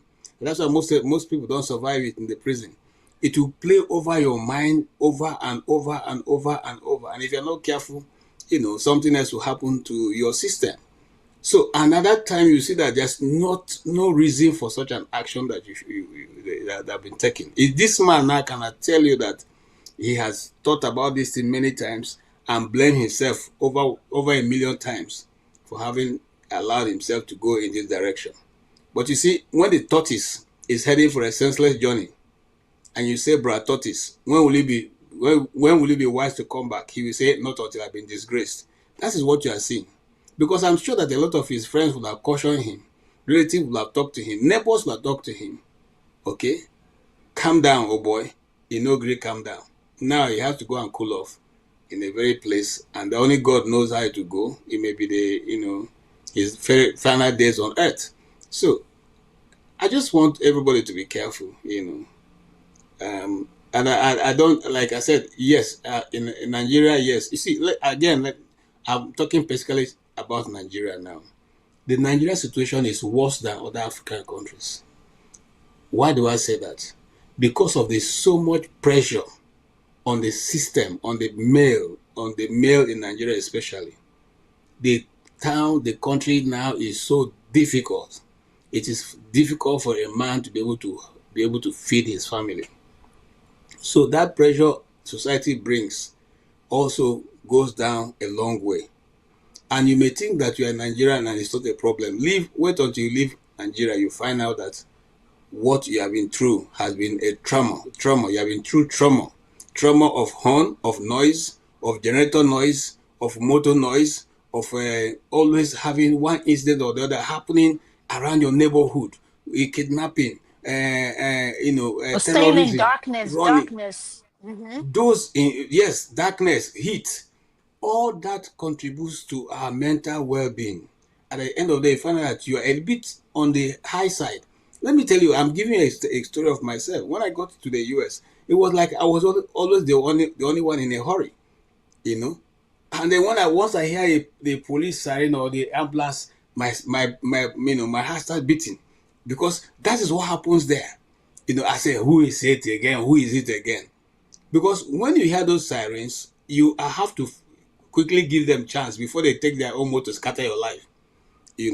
So those things contribute a lot also to what happens to the men in the society in Nigeria especially. And I think we'll have to find a way to speak to our brothers and our sisters to know that the society itself where they live is highly toxic, and they're able to have to calm down. Think before you speak, and wait. If you're angry, you can always wait for your anger to cool off before you can go back to the discussion. I thank you, Adam. And very, very, very brilliant topic. Thank you so much. Thank you so much, sir. I really appreciate it. Uncle, Madam Luke, are you there? I am here, oh, my sister. Your final submission, Mama. Okay. I've been listening very closely throughout, even though I picked out once, I just said I'll come back when I'm giving my final submission. So, the domestic violence is always going to be here with us because of the shifting dynamics of the family environment in Nigeria and the world at large. And we just need, that is where the mental health part of our existence needs more attention. Anger management, frustrations, different types of psychosis that not inherent in the genetic makeup of our ancestry that have been overlooked for a long time. Many are roaming, but they get married. And this becomes a generational problem. The pastor and the politician, I don't know what brought them together. It's unfortunate. If you do not understand the rules of the engagement, then you should not be in there. So somebody was talking about Okonjo-Iweala. I don't know if anybody personally knows about Okonjo-Iweala's marriage.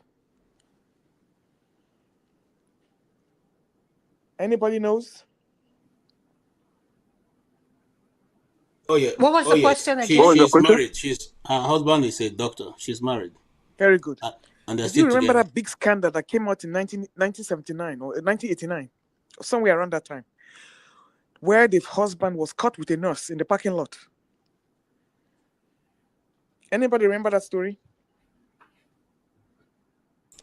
I'm not familiar with it. Sorry, sis. I go check her. I go check for her. They've all gone mute. Last time. They've all I don't gone know the mute, Madam story. Hook. I don't know the story. Let Sorry. me give you a brief rundown. It's still on the internet. You can In the Google it. parking lot. Wow. Yes. It's still on the internet. That must be a good experience. Hold on. The lady is a nurse, was a nurse. An Igbo girl. She and her boyfriend were blackmailing Okonjo-Iweala's husband for money. He had already paid almost $200,000. Okay, I remember it now. I remember Very it. good. She had to bring in the police. Thank you. So the man had to go and report himself.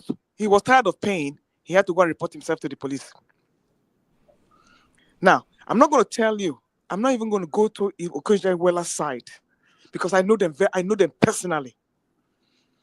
That marriage was a marriage where you just agree to stay there, and you come together and you could do well for your children. When the daughter got married, it was a big wedding. My father was there. Yeah, but you see, that marriage is a typical Nigerian marriage. And when that incident broke, she did not make bim. She didn't say one word. So what am I trying to tell you? I'm going back to the politician side. As long as you're a female politician, you go do some shit. And coming back to the domestic violence ones, you see, those who are mature in this game, they know you don't kill. You don't kill for it.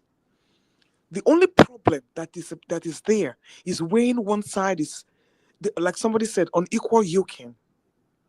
When you have a monkey they walk, babu they chop incident. If everybody is driving, nobody will be looking in your direction. But when one is a beggar and the other one is a provider, there's always going to be issues. That's why I always say, even me, the moment I'm in a marriage and I will be the one to leave the house. I will go and rent another place and stay than be under the roof of an abusive person. I will pack my bags and I will go and rent another place. I will abandon the house for him because my life is very precious. So what am I saying? Women, men, you need to empower yourselves. The moment you see that these kind of things are going on, don't let financial misfortunes keep you in a place where you have to tolerate abuse. Flee. Even if you can't get a divorce immediately or whatever, you need to get your bag and run. Remember this guy that eliminated himself? That cardiologist. Yes. the Younger one. the one that was taken for child support and Yes. Yeah. I did not even know I was in a party with him in February, right before he died. I did not even know who he was. They came down here to celebrate their father's 80th birthday or whatever, and he was there. And one of the people that were there was in the house when this happened, where he took his own life. All she heard was why upstairs, and they ran upstairs. I think that one is still in therapy right now. So why am I saying this? Don't let nobody should have control over your life like that. I've had a lot of people who women want to take child support for. You know what they did? The men just sold everything, ran to Nigeria, and they never came back. There are exit strategies for all these things. You don't have to be in America. Even if it has to take you further away from this planet, find somewhere else to relocate to. Never stay near domestic violence. But in Nigeria, you don't have a choice. This lady, I'm sure she's the owner of the house. She's the owner of the cars. And this man is just like the proverbial submit to your one. He's a pastor, you know. He will sing that thing to her every day. You have to submit to me because I'm the head of the household. So please, my people, it's going to be an ongoing problem, and we need to address the mental health of our own individual family members and people around us. Not everybody is fit for marriage. Not everybody should be in marriages. Some people are sick mentally and psychologically, and they go into marriage as a way out. That should not be so. But with the poverty state in Nigeria, what do you expect the men and the women to do? Men are also selling themselves. They want a rich woman to marry. Women are selling themselves. They want a rich man to marry because they cannot make it on their own because of the current economic climate. But you have it here where we have, using Adokonjo well as an example. This was a neurosurgeon, and she was a world bank. They still cannot even make it because she was doing her own thing on one side. I'm not even going to get into that because, like I said, this is somebody's family I know personally. The husband here was doing his own personally, and until he got caught in the parking lot with one ragamuffin nurse for blackmail. So, my dear people, marriage is not all what you think it is. You might see it from the outside, but it's not what you think it is. Everybody's just managed. But the good news is that they came out, they are not killing they're not eliminating each other. They are doing the marriage the way the African way should do it. Everybody face your corner. First to buy takes it all. So we will just keep praying and observing. Is this the first time and the last time this is going to happen? No. We're going to have many cases like this. That is what I have told my daughters. I said, let me tell you something. You see why I keep celebrating JP marriage? It's not because I don't like Nigerians. Or I don't like, we are bad for ourselves. I would like us to go and marry other tribes, other countries. So that way you will have a break from this curse that plagues us around here. If it's Egyptian, or if it's South African, go and just leave that environment and celebrate some and go and breathe because we need healing. We are bad for ourselves. On that note, I wish us well. Have a good night, y'all. Thank you so much, Madam Luke. Uncle Ike, are you there?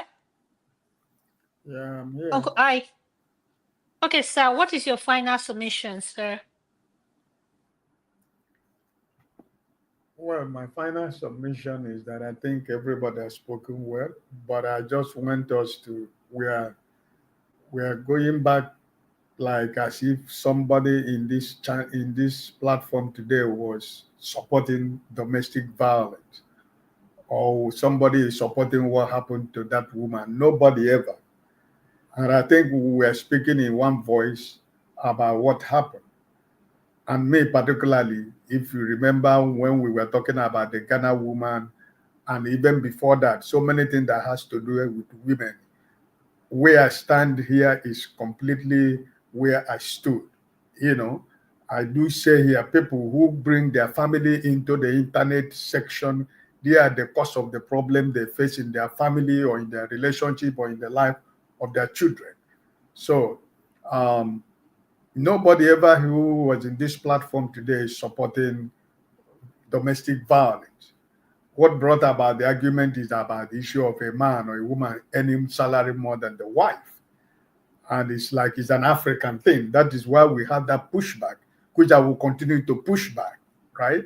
So I don't think that, like I said, when we are talking about the issue of women having to get something from their family, you know, a lot of things are changing. I'm not speaking because I don't live in Nigeria right now. A lot of things are changing. A lot of cultures and traditions are changing in Nigeria. It's no more the way it used to be. So we have to really accept that. The only thing is that sometimes when we that live in the Western world, when we try to push our environment to the people that live in Africa, we should also remember that we were once coming from there, and you cannot push it the way you want them to accept it. It's a gradual process. It's something that we will continue to speak about and we will continue to talk about. You know, there are so many bad things that happen in this part of the world where we live that in Africa is an abomination, but it's normal. It's part of life.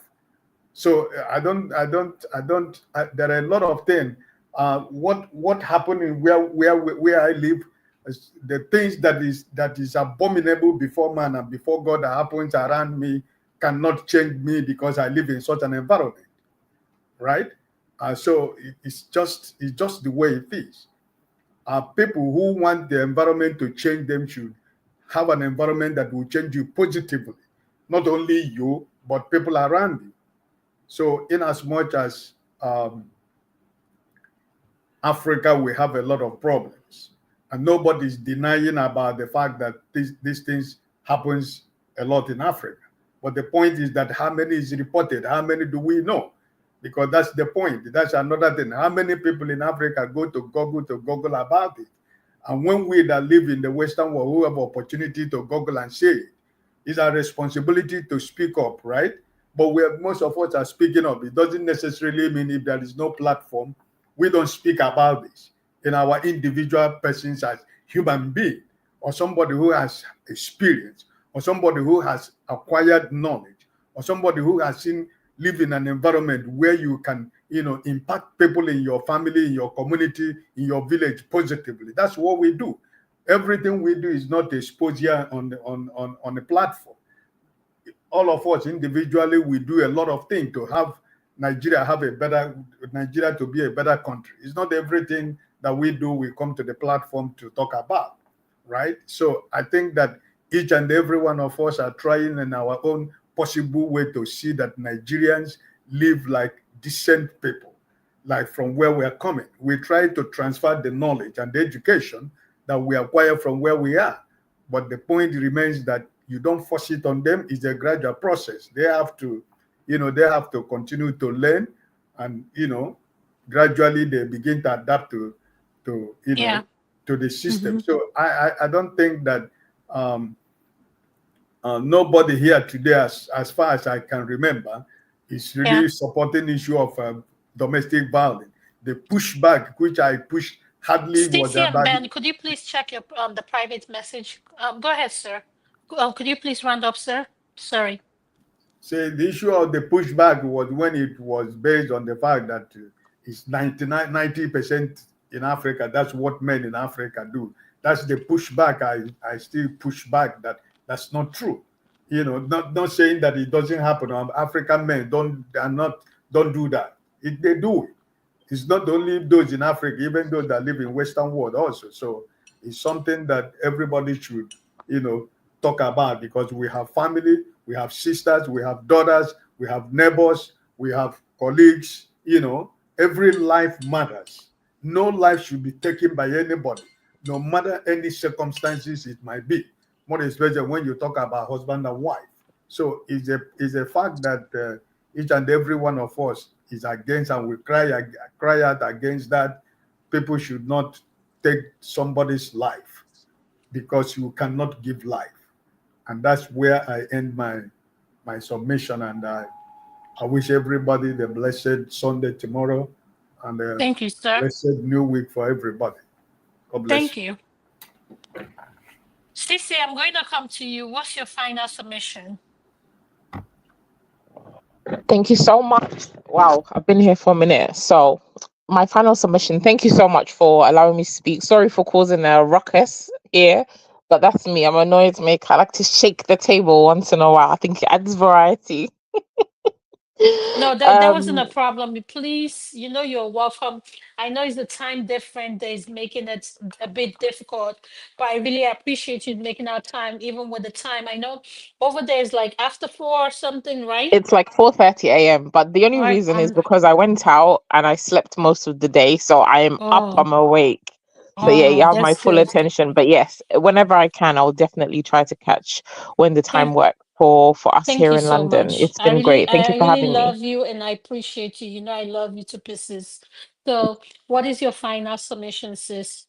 Okay, so mine is just, I think, let's try and work on moving forward. I think Uncle Ben said, let's find the solutions. I think if we can look at the root cause of some of these what are the underlying issues, and a lot of them, as I mentioned, it's a lot around the patriarchy, it's around a lot of our traditions, some of the culture, some of the toxicity in our cultural practices and mindsets. If we can start working on shifting those changes, shifting those mindsets, I think the change will come. And as men, I think it's important to have these conversations and really have the conversation. Stop skirting around the issues and trying to deflect and trying to be defensive. Really call other men to order and say, listen, bro, this thing that you're doing to your wife it's not right. This thing of maybe looking for a male child but supporting your boy to go and get a wife outside because his wife can't have a child. No, redirect these people to see a doctor, to go and get tested. Maybe they're the problem, not necessarily, there's so many issues that we have in marriages, in African marriages, that really it could be down to conversation and other people just having a different viewpoint and accepting those viewpoints. I feel like if we start doing that and men start holding other men accountable, since African men cannot listen to women, a lot of them, they don't want to listen to women, right? So you men need to speak up and speak against some of these injustices that you see that men are perpetrating against women. I think it will definitely help to move our society to be a little bit more forward thinking. It doesn't mean that we are not following traditions in terms of our practices and our beliefs. No, it just means that we're evolving. Cultures can evolve, traditions can change and can be adapted to suit the society that we live in. We're in the 21st century, we're in 2025. So I feel like some of the mindsets and the ideologies that a lot of these African practices have, and the way that society bounds people to certain things, is very old-fashioned and myopic, and they need to start evolving. And that can only happen when we're having these conversations on these platforms. People are open-minded, people are receptive, and people actually listen. Don't just make comment to push back, to be defensive. When we do that, it completely misses the point. So my only thing is, let's just be open-minded, brothers, speak to other brothers and hold yourselves accountable. Call out the BS that you men do to women, just like us women, we're trying to do in our spaces, calling out the BS that women are doing. I think women do that a lot better. I'm not saying that we're perfect, no, but I feel like we have those conversations more. And I think men need to start doing that more. And then together, we'll build a much better society. So thank you for having me. Have a beautiful Sunday and let me go and sleep. Thank you so much, Cece. You're I'm so welcome. honored you came and you stayed up. Thank you so much. I really appreciate it. Thank you. May the good Lord continue to bless you. You know, I love you. Thank Amen. you. Amen. Amen. Thank Uncle you. Beno, what is your final submission? Oh, thank you. Thank you, panelists. Thank you, everybody.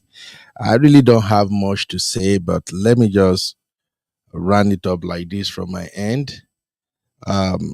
African men will always be African men. That's because we were born into tradition and culture. However, we are improving, we are changing. We've learned how to treat our women better.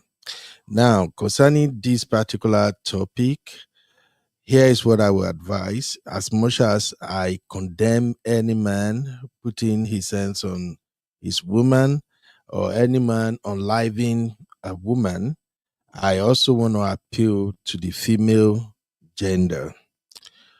I do believe everything is almost westernized now. But please, let me just beg you, sisters, please. We African men, we don't do westernization 100%. So if you are in a marriage with a man, try to know your man. Don't do things that will provoke him. We can preach, we can condemn, we can say so many things, but who want to listen will listen, and who don't want to listen will not listen. So please, always remember that you are coming from an environment where the man is the head of the home.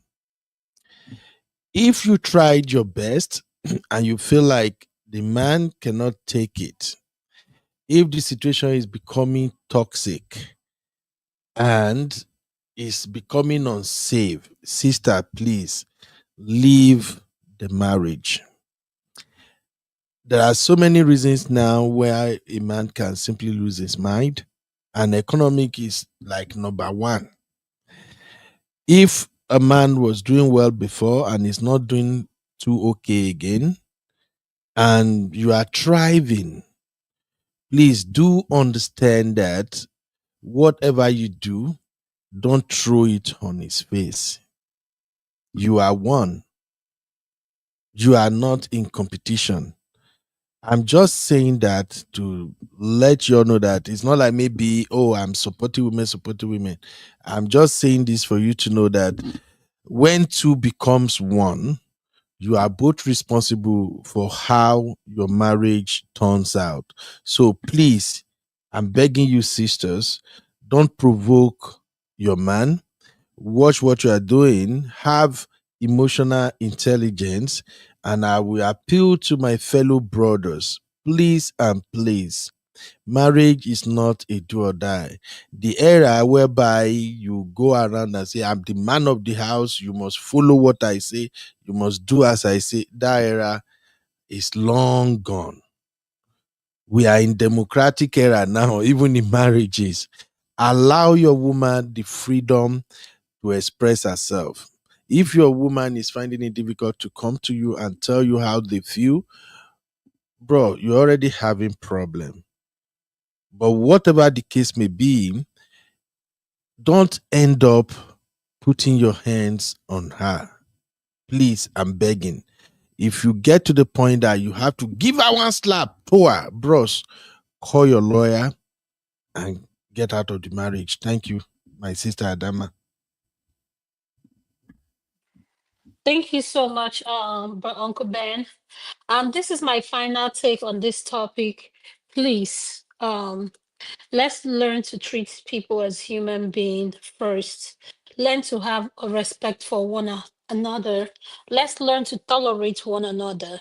But if you know you cannot handle, or if you know you're in a situation where it's entails abuse, any form of abuse, please consider moving to somewhere safe. I rather have you be safe than sorry.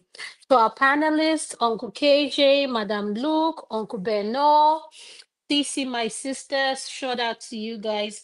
I really appreciate you all, Uncle Ike. Thank you all for coming to this segment. We'll see you next week with another show.